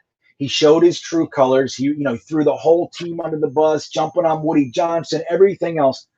We got 2 firsts and change for the guy, 2 firsts and a third and a player, which is just unbelievable. We got more for Jamal Adams than the Raiders got for Khalil Mack. And that's saying something. And then on the back end, he's holding out in camp. I mean, come on. And he had 4 interceptions, hit him in the face, hands or chest. I mean, come on. So the guy still has he is still in his 4 years in the NFL. He's still yet to pick off a starting quarterback. And the only 2 interceptions that he does have are in garbage time at the end of games. And that's about all he does. He was burned for touchdowns, all kinds of fun stuff. So, yes, I think it is a cherry on top. I'm hoping that they can't get him signed. That's my hope. He wants $20 million, and they're saying, dude, we'll give you 14. 20 million for a safety who gets some sacks. Yeah, right. And, like, thing is with Jamal Adams, too, and then we'll move off of him. The thing with Jamal Adams is that the sacks that he does get tend to not be in those big game moments. It's very rarely that he does that when you need him to.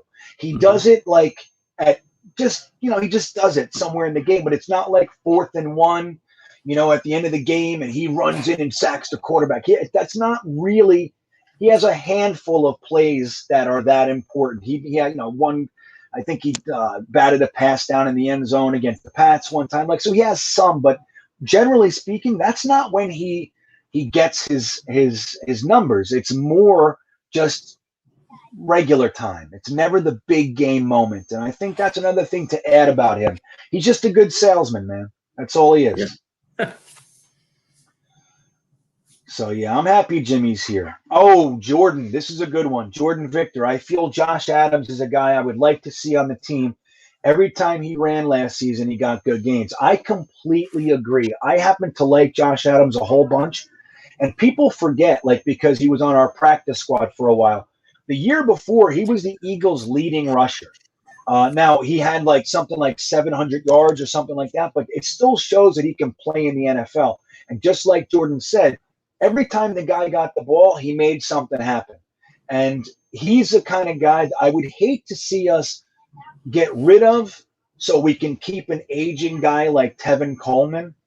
If we chose Ty Johnson over him or LaMichael Pirine or Michael Carter or whoever, that's fine. You make a tough decision. But I'd be a little bothered if we kept Tevin Coleman, who's more than likely not going to make it all 17 games. It's just not what he does, for a guy like Josh Adams, who's been healthy and has been effective. How do you feel about Josh Adams?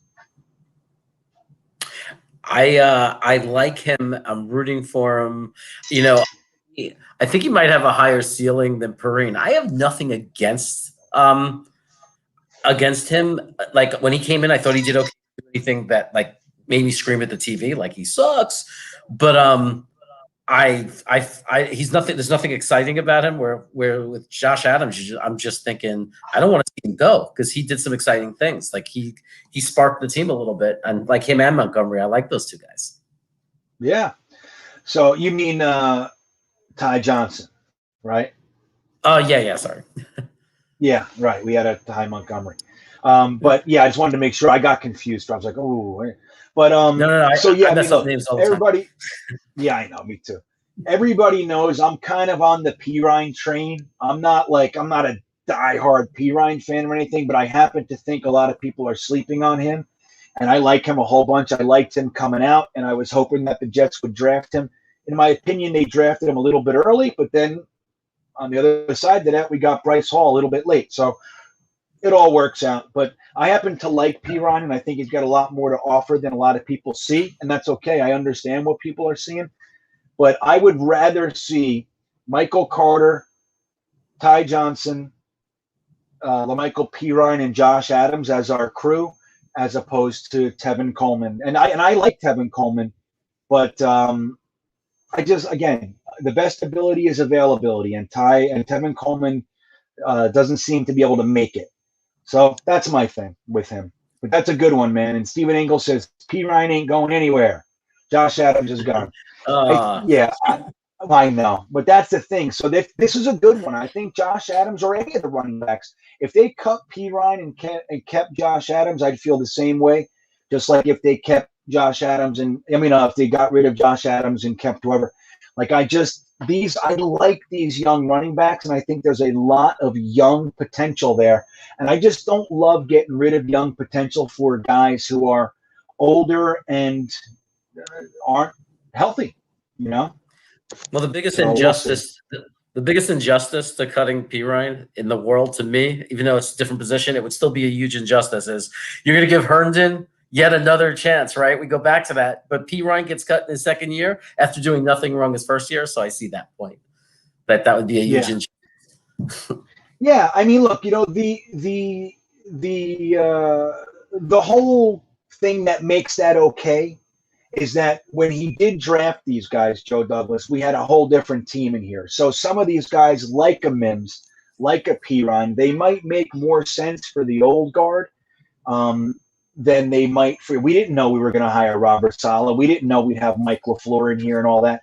So if some of these guys don't make sense for their team, again, I think they should be able to figure it out. But if they don't, and that's, if they say, hey, look, I can't use this guy, and Joe Douglas, cutting a guy that he just drafted last year, while I don't think he's looking forward to doing that, I think it's possible for that reason. I'm more hopeful for Mims than most people. I know that people are saying he doesn't fit the system well, but I feel like for red zone, I'm just thinking he's a guy, he's tall, he's strong, he can make contested catches. When you're at the 10, 12-yard line, you could throw a fade to him. I think he has a fit. Yeah, and that's a good point, man. So another one, I don't want him, but Blake Cashman is getting cut. So I think you mean I don't want him to get cut, Frank. I think that's what you're saying. I think Blake Cashman is probably going to make the roster. Again, I think he's probably going to be in a reserve role. I think he's going to fight for a starting job. But I'll tell you this.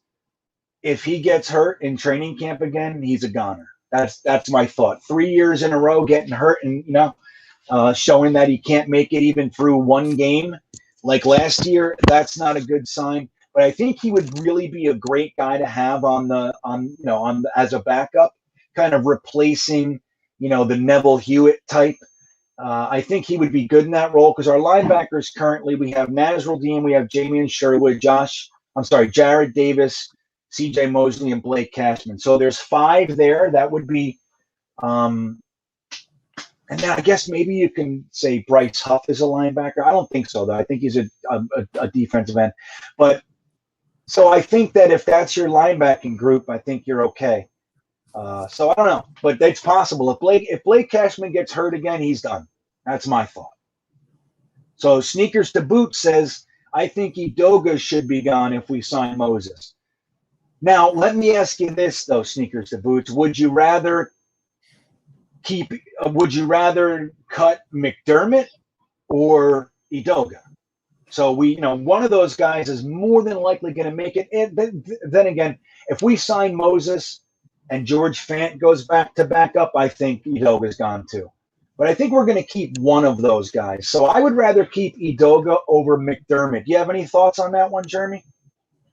I'd agree with that. It's not strong, though. I mean, I'm not going to sit here and say that I thought a lot about those two and who I'd rather have. I haven't done a lot of analysis about it. But I'll buy it. So Red Dog says, I can't vote yet. So much can happen with pads. Come on. Here's what I say to that, Red Dog. Come on. What are you doing? Of course, we're playing. We're fooling around. Come on. Give me your thoughts. Of course you can vote. dog. Hey, so Josh Scott says, this is my first time catching this live. Well, welcome, dude. Glad to have you, man. Hopefully it's coming through clearly and all that jazz, because I don't always have that capability. Where I am right now, I'm having a lot of internet trouble. So hopefully you're enjoying it, and I'm glad to have you here, buddy. You know how you take care of that, Josh? Hit the notification bell right now. That's it. Hit this that way you'll button. be reminded. That's right. Hit this. Make sure you sub and hit the notification bell. You know, and let me take a second and do that. I rarely do this sort of stuff during my live streams, but it would be really cool if you guys aren't subbed already, if you could go ahead and hit that subscription button. And like Jeremy just said, if you hit the bell notification up top, then you will be notified whenever I go live or whenever I release anything. And the last thing, if you hit the thumbs up, that also goes a long way toward helping the YouTube algorithm. And if you're in a really good mood, you can also take a second, head over to Full Time Coaster Tour on YouTube and sub there too. I could use it. That one's slow going, man, and it's so Let me fun. tell you, I don't know why those videos. You know, I'm always watching them because when I comment on them. The one good thing, and this is from a selfish perspective of it being slow, is that there's less comments, so we know you're reading them. It's easier to interact with you and talk about them. Right. But obviously, I want what's best for you, and I wish everybody would just subscribe to it, because the videos on that channel are great. Your coverage of it, your narration of those coasters is completely awesome. They really are. If you're someone who likes amusement parks, just as someone who grew up in Brooklyn and went to Coney Island a lot, went to Great Adventure a lot, and then to see it gave me like goosebumps to see you cover it. That's awesome. No. Yeah, I appreciate you saying that, man. I actually put a lot of work into that channel. It's growing, but it's slow. You know what I mean? So I still need I still have to get to a certain plateau and all that stuff. But yeah, man, I put a lot of time into those damn videos. When I go to these amusement parks, I take like 2 hours or so of footage, and then I bring 2 hours into my editor and I trim it down to 5 to 10 minutes, whatever it is. So yeah, takes a lot. Did you see? So, you know, the last video I made when somebody literally shit in the train on the coaster at Lake Compa. Isn't that crazy, man? That was real. Like somebody, you know what's that actually killed the coaster for the whole night, because then after they cleaned that up, the coaster broke down, and that was the end of the night. So we didn't even I waited there for an hour with my kids, and we never even got on it. So that was a bummer.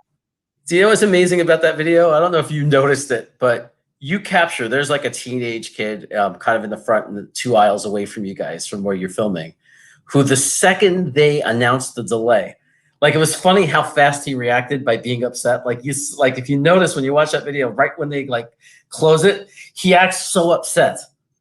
Oh yeah. And I thought it was funny.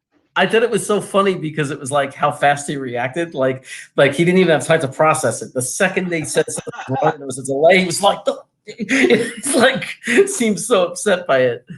That's funny, man. I wouldn't have gotten in that car. Like if you're next in line to get into that car that they just cleaned, I don't care how much you cleaned it. There's no way I'm getting it. Tell me about it. You know, like what they're going to have to do is like wait a couple rounds till the people in the back of the line come up and don't know what happened. You know what I mean? Nobody was sitting in that car. Nobody. That's like the New York City subway, right? When that train pulls up and every car is crowded and you see a car that has plenty of seats, run away from that car because there's something wrong. Somebody's pissed all over it or something. Yeah, that's a good point, man. So anyway, yeah, if you guys have a second, just click the sub button here, click the like button. It helps. If you click the notification bell, you'll never miss another one if you so choose. And Full Time Coaster Tour is another one. And if you really want, you can do Jetnation too. I forgot about them. I do my weekly show over there. So, okay, what else we got?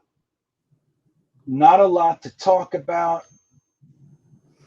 Let me see. Let's see. What's Steven saying? How he switched agents and his agent telling him to hold out because he already made 28 over the last 2 years. Is that Jamal? Is that what we're talking about? No, I got to back it up. I lost track of where we were, man. P. Ryan is a good third down back. Garrett Ham. Again, Herndon deserves a real chance because Gay sabotaged him. Well, and that's the thing, Kev. you know, a lot of people, feel strongly that Herndon didn't really get a chance under Gase, and I think that there's some truth to that. And I'm all for it. Like, I'm all for Chris Herndon getting the opportunity in camp to show something to this new coaching staff. But my problem with him is that aside from Gase's game plans being whatever and all that, all the problems that come with Gase, he only had 39 catches his rookie year. He was injured his rookie year. Let's not forget that. He got suspended his second year for the first 4 games and then was injured the rest of the year. Came in, had 1 catch, and then was injured again. Last year, he was injured and then came in and dropped a lot of passes, like way more than he should. So I think there's more to it than just Gase. So me personally, if they decide we want to give Chris Herndon a year, I'm fine with it.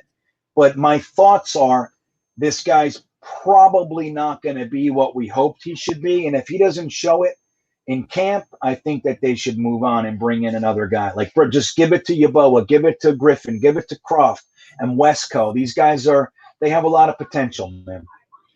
So let's see here. I see a super chat. Oh, okay, so Sneakers to Boots, thank you for the super chat, sir. Green Bean, thanks for the videos during the slow time. Thoughts on not signing a vet quarterback yet? I think our quarterbacks need the reps and we'll sign one for training camp. Well, again, thank you, Sneakers to Boots. I sincerely appreciate it. My thoughts on that are exactly as follows. Just like you said in your second sentence there, I think that get these young quarterbacks getting all the reps right now, just like we were talking about with the cornerbacks. I think that it's so important. Like, bringing in a vet quarterback right now isn't going to make or break or change much. It's not. So just giving James Morgan and Mike White as many reps as you can right now to see what they're all about, I think is, number one, good for the coaching staff. Number two, really beneficial for the player. And then for obviously the receivers that they're throwing to, all that kind of stuff. If they really think like, hey, this guy Mike White is just he's not gonna cut it, or even if it's James Morgan, bringing in a vet quarterback to give us some insurance and also help Zach a little bit, I think would be a good idea. But let me say this: if they decide just to roll with the young guys, I don't have a single problem with it. How do you feel, Jeremy? I could live with it for this year. Although if we sign Moses and then go out and sign a Steve Nelson, I'm going to start thinking, I'm thinking we're going to make a run for the playoffs, and I kind of want to have a backup. But we don't know what they're planning. They could be ready to pull the trigger on a trade for Foles. We got plenty of draft capital for that. There's plenty of guys going to get cut and on. Might be thinking we're willing to gamble that Wilson is not going to go down in the first few weeks. There'll be plenty of time to get a veteran and get them ramped up. So I think we probably, if we want to be serious about this year, want to get a backup quarterback. I don't know that it has to be now. I'm not panicking. We're just going to give it time and see how it plays out. I trust Joe Douglas. I mean, he's doing everything else right. You know, that is a fantastic point, and I really like that you said that. If we sign Morgan Moses and then we go out and sign Steven Nelson, it gives you a little bit of an indicator that we might be planning a little bit more of a push than maybe we thought toward a playoff berth. If that's the case, I agree. I think that a backup quarterback with some experience would be a pretty smart move. Yeah, I like that. So, but if we just going in this year, it's a complete evaluation year. We have young cornerbacks, we have young running backs, we got young linebackers and a young quarterback crew. I have no problem with it. Let's see what our guys got, and then we'll know where we need to retool next year and where we need to reinforce. So yeah, man, I think that's a great answer, Jeremy. Hopefully that gives you the answer to your question, Sneakers to Boots. And again, I do appreciate it. New York Jets Tails says no Foles. How do you have any thoughts on Foles coming in as we would have to trade for him? Yeah, I don't want to give up a lot of capital, but and I don't think we'll have to. I don't think there's going to be a tremendous amount of interest at this point of the year, and I think that we're JD knows how to take the power position. And that's what he might be doing, is waiting them out right now anyway. You know, I'm not thinking Foles is taking us to the Super Bowl. Those days with the Eagles are gone. But I don't know why anybody, as long as we didn't give up a lot of capital, I don't know why anybody would be against him as a veteran quarterback. He's a guy, you know, he's a guy who's been in big games, obviously. He's obviously great in the locker room because the players, you know, the Eagles loved him. Like, I don't see how it would be a negative if that was the veteran we brought in. Yeah, I think some guys are talking about like him being a little bit somebody who's still kind of hoping to start in this league. You know what I mean? Like, even though he's a little older and, you know, now, and like you said, a lot of that's kind of in his past and all that now. Definitely the Eagles days, that's already, what, 5 years ago or something? 4 or 5 years ago? It's crazy. But the fear is that maybe he comes over here and he's kind of hoping to start and is not really all that great of a mentor. So I don't know, but I think I agree with you. If we gave up like a 7th or even a 6th at best for Foles, I think it would be fine. I tell you who I'm against, though. That's Gardner Minshew. I just don't think. I think that guy's young and he's full of piss and vinegar, and I just wouldn't want to bring a guy in here to try to, you know, to compete with Zach on on any level. So I think, but I think Jeremy nailed it. I think training camp, we'll see. We'll get a little bit better a picture. I think it's a good idea that we didn't sign one through this process, OTAs and minicamp. I think it's good. Although Nick Mullins did get signed during this time, so if he was your target, maybe it's a mistake. But yeah, I think we'll see in training camp. But it's good to see what the young guys can do throughout this process. So let's see. Jimmy's push. Jets by Jimmy saying 11 wins. I love you, Jim. Pushing. I love you, Jim. Why not? Yeah. That's good, right? I think mine was 9 or I said somewhere between 9 and 10. Somewhere between. I said 9 or 10. But 11's, that would be delightful, wouldn't it? I love it because, you know, I respect Jimmy a lot. I've watched his show and he's knowledgeable, and it's kind of like, I'm afraid to say it and I want to say it. Like, I really think we could win 10, 11 games this year. And I love when Jimmy says it because it kind of gives it validity, you know, like it's like a kind of, I'm not crazy for thinking it. Jimmy knows what he's talking about and he's saying it. So why not? See? Yeah. You know, then another term for that is misery loves company. But that is what it is. But yeah, man, Jimmy's not afraid to say. Jimmy knows his stuff, man. Jimmy's the best. You guys remember we did quite a few Monday night mocks together, and Jimmy knows what he's talking about. And yeah, man, Jimmy, I'm on board, dude. I think that we're going to do a little bit better than a lot of people think if we stay healthy. That's the key. If we start having injuries like we did in the past, obviously everything's up in the air. But again, I think we even have better depth than years past as well. So, hey, man, 11 wins from Jets by Jimmy. It's out there. It's official. You can't take it back now, pal. It's out there. Let's do it. All right, who else we got here? So, Jimmy's clarifying here. I'm not saying it's 11 wins or bust. I would be happy with 7 wins as well. I am saying this team with this coaching staff and this schedule, 11 is achievable. I like it. Well said, sir. And I agree. He said, I ain't taking shit back. He said, oh, yeah, is that what he said? He ain't taking shit back. There he goes. But, yeah, you know, that's the thing. Jimmy makes a good point. Our schedule is a little bit more favorable than we saw last year. It's not jam-packed with a lot of the best teams in the NFL. There's a lot of teams that we could really compete with, in my opinion. So that's the kind of thing, man. Sometimes it's all about the schedule. If you can start off and win a few games, like, if you come out and go 2-1 or 3-0 or, 3-2, you come out of the gate like that and give your team some hope right out, from the beginning, that goes a long way into the rest of the season instead of starting out 0-4 and everybody's thinking, here we go again. Like, trying to undo that is much more difficult. So I think if we could come out and beat Carolina week 1, we're off to a really good start, man. And I think think we just might surprise some people this year. All right, let's see. That's right. I ain't taking shit back there. Let's see what John's saying here. We need to add Nelson because it's going to significantly affect the sack count for our young defensive line. I think he'll be a huge boost for confidence to sack the quarterback rather than just pressure him. Well, that's a good point, and it's funny. A lot of people, like when they're looking at cornerbacks, sometimes people, they want guys that can lock down the receiver for an extended amount of time. And then some people think that, just like what John said, that a good corner actually helps the defensive line in the pass rush get to the quarterback. And that's true. But the other side of that is that a lot of the times, if you have a significant pass rush, so we're having 4 down linemen, right? If our 4 down linemen can create legitimate pressure from their normal stance, like just not having to send anybody else with a blitz or something like that, what that does to the cornerbacks is it takes heat off them. So it goes the other way as well.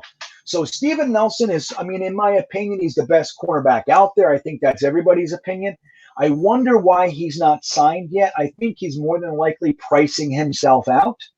That's probably what's going on. And I don't know how interested Joe Douglas is going to be in a guy that, that's going to want to be paid like a top cornerback or something like that. But he would be an upgrade. But again, I think that's going to be interesting. But my opinion, I think our pass rush this year is going to significantly help our cornerbacks. And that may make guys like Bryce Hall, Blesson Austin, Pinnock, or whoever else is in there, it might help them to be even better looking at their job than even they are. So any thoughts on Nelson, Jeremy? I was from the beginning. It's starting to slowly change. I went into this whole thing, back a couple of months ago this is a 2-year rebuild. It's a 2-year rebuild. We have more money next year. We have more picks next year. And the one argument I would make on why I'd want Nelson, I wouldn't want to pay him big top money, like 12, 13. That's crazy. But the reason that I was concerned and would want him, and it's kind of might sound a little crazy. It's kind of like connecting the squares. But even if we're not going to make the playoffs, and someone said, well, why would you want him? It's because I don't want to fall behind in games by 2-3 touchdowns. Put Will in a position his rookie year where he doesn't have a run game, where it's not balanced, and the other team, the defense, like Buffalo, is just coming at him all day long. I don't want him in that position. I want to stay in games so we can balance the offense and protect Wilson. So I know it's kind of connecting everything, but I think even without a playoff shot, it doesn't matter that we're able to stop the other teams from just scoring touchdowns. Yeah, that's an interesting point. And I think, that really is the goal. Above and beyond everything else, this year is about protecting this asset, our number 2 overall pick, the guy that we let Sam Darnold go for, and didn't trade back and all that stuff. So we put a lot into Zach Wilson. So giving him every single benefit that we can is going to be key. I just don't know. I wouldn't be unhappy if we signed Steven Nelson. I wouldn't be upset for a second. But I think I might want to roll with the young guys, see if anybody has anything. And then next year with one of our picks, get a blue chipper, like get a really legitimate top tier cornerback from the draft that, and he's ours for 5 years, that kind of a thing.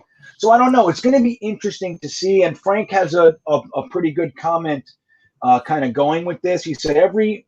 That wasn't the one. Oh, here it is. So Frank says every single fan base says we need cornerback help. Sign Sherman or Nelson. They never mention Poole for what it's worth. And that's an interesting point. What is it about Brian Poole that no one seems to be interested in him? Isn't that something, man? Like, what is it? Even last year, I thought when he was a free agent going into, the last year's offseason, and he was out there for 2 weeks or whatever it was, you heard nothing about it. And then he signed with us for $5 million, which was about, I don't know, $3, $4, $5 million less than I thought he was going to get. So there's something to this guy. The reason he took that contract is because he wasn't getting a bigger contract, right? Pretty simple. So he took the contract with us. Now he's a free agent again. We have his former defensive coordinator. He's been with the team for 2 years, and we're not signing him. And at the same time, no one has signed him all the way through free agency. So what is it about this guy? Is he injured more than we thought? Is he, I don't know. Is he like a person? Does his wife show up at the facility and throw eggs at people's cars? Like, what is it? So I don't know what it is, but that's a good point. Yeah. So, and why wouldn't Ulbrich like him? What is that? Is there something there? I don't know. You have any thoughts on why Poole's not really being looked at by anybody? I mean, I think it's one of two things, if you had to guess, right? I mean, there's a bad history there, something in the locker room, something in Atlanta, or he's like, same thing with Nelson, he's pricing himself out. Yeah. I don't know what it is. Now, see, and the thing is, too, like, if we were to bring in a veteran cornerback and it ended up being Brian Poole, we got him for $4 million for 1 year. I wouldn't necessarily be against that, but then again, it goes with the same kind of narrative that I've been talking about. I really want to see what Michael Carter II has. I really want to see what Eccles has. I'm not the biggest Javelin Guidry fan in the world. The truth is, I don't like him very much as a player, but I'd like to see if he can come around the mountain. Like, I'd rather see the young guys out there telling us what they do have, as opposed to Brian Poole, who we know is that we're not going to he's not going to be a part of our long-term plans, taking snaps from them. Now, if they don't think those guys are ready at all and they think they need another year and they bring Brian Poole in as a buffer, that's fine. But it's interesting. I don't know what it is with Brian Poole. I thought he would have been signed by someone by now, but there's definitely more to this one than we know. I'd be upset if Brian Poole took a roster spot and pushed out Isaiah Dunn. I'll say that much. Yeah, that's the other thing, right? So then if he comes on the roster, someone's not making it. Now, who is it? Is it Isaiah Dunn? Is it Lamar Jackson, who I happen to like as a developmental guy? So I'd hate to see some of those guys get pushed off. Like, I like that Joe Douglas is going younger, Jeremy. Like, I really do. I like that there's a concerted effort to make this team young, fast, with a real top shelf mentality about them. Like, they're all football players. They love the game of football, like Saleh was saying. Like Joe Douglas said, I want guys who hate to lose even more than they like to win. And that's big. And I think, bringing in Brian Poole, I've never seen a problem with him. And I like Brian Poole. I do. I like him as a player. But I don't know. If it means that we're going to have to push one of our young guys off the team, I'd rather not. So let's see what we'll do one more, and then we're going to get on out of here. Let's see here. La la la la la. Yes, GreenBean is the year for that. What is going on here? Jet Central reported what? Poole has a history with Ulbrich that I heard. Yeah, that's what we've heard. We don't have any confirmation of that, though. That's the assumption. When Jeff Ulbrich was with the Atlanta Falcons, when Brian Poole left as a free agent, and he played well for Ulbrich. But we don't know. The word is that he doesn't love him, but I haven't seen any confirmation from that. It's just kind of what we've heard, but I don't even know the source of it.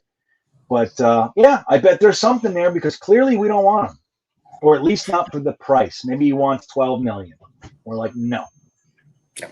So let's see what Braden Bethwaite has to say. It's got to be something to do with his dehydration issue that kept him out for over a week, too. What was up with that? Yeah, remember that? I forgot all about that. That's right. He was like dehydrated and was out for like weeks. Remember that? It's amazing. It's my wife's in healthcare, so she tells me all the time, Jeremy, you can't wait until you're dehydrated to drink a lot of water. It's not how it works. You got to know how to take care of your body. You got to keep drinking water. And that's a kind of a scary thing. If maybe they know something we don't, that he couldn't even be responsible enough to stay on a schedule to remind himself to drink fluids. Yeah, but it's like, for dehydration to keep them out for over a week is concerning. Like that, what is that? I mean, and I'm not trying to insinuate it's something other than that, but I don't know what it is, and that's a little bit outside of the norm of the ordinary. So I don't know what that is. But yeah, it's got to be something, Braden. Really, I don't know what it is. Oh, Red Dog, his motivation dried up. Boom, boom. Gotta love it. Good joke. So, all right, guys. Well, I think that's about it.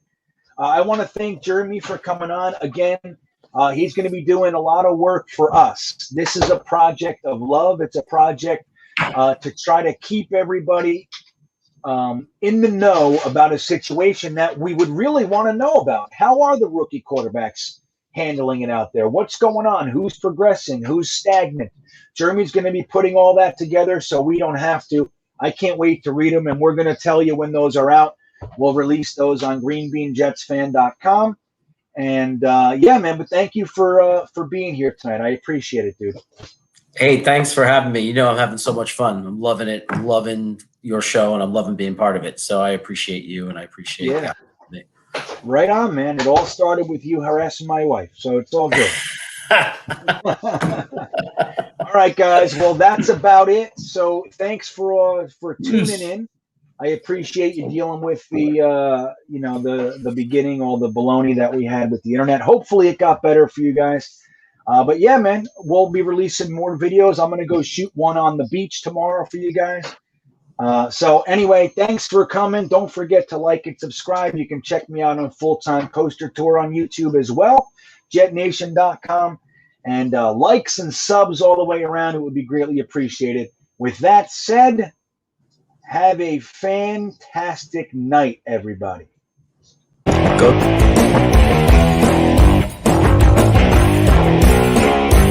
I love Jets fans. You name one other organization that deals with the shit that we deal with and is still this passionate. Sure, you got the little segments, the dog pound. But look at the Patriots fans. They just had 20 years of there are kids, there are 20, 21-year-old, 25-year-old people in this world that are Patriots fans who have never known losing. Never in their entire lifetime. They were born into this Belichick-Brady thing, and they have consistently won. They've won 6 Super Bowls. They've been to 9 or whatever it is. And then when they didn't get in there, they were the AFC Championship game or the semifinals or whatever. And what happens the year that Tom Brady leaves? Dude, you have droves of people leaving the Patriots. These are diehard Pats fans. This is what they have. Diehard Pats fans going to be Tampa Bay Buccaneers fans. Why? Because I'm a fucking fan of Tom Brady. Bullshit. What is that?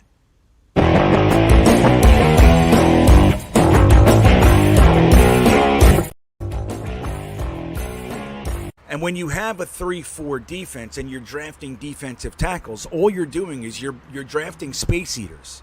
So a guy like Quinnen Williams in a 3-4, it's like it makes it easy for him to be neutralized, and then his job just becomes eating space, which he does well, but he's just eating space when his real skill set is he's a slippery goon.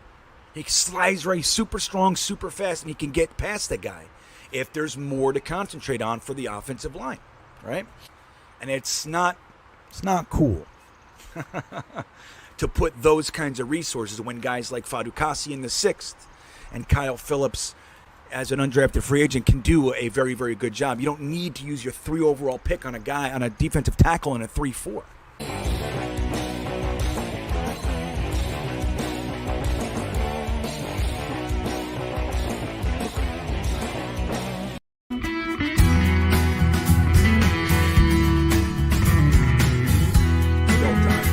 Dr. DeWeese went on to say, I want us to be the model for other NFL teams to develop their systems by.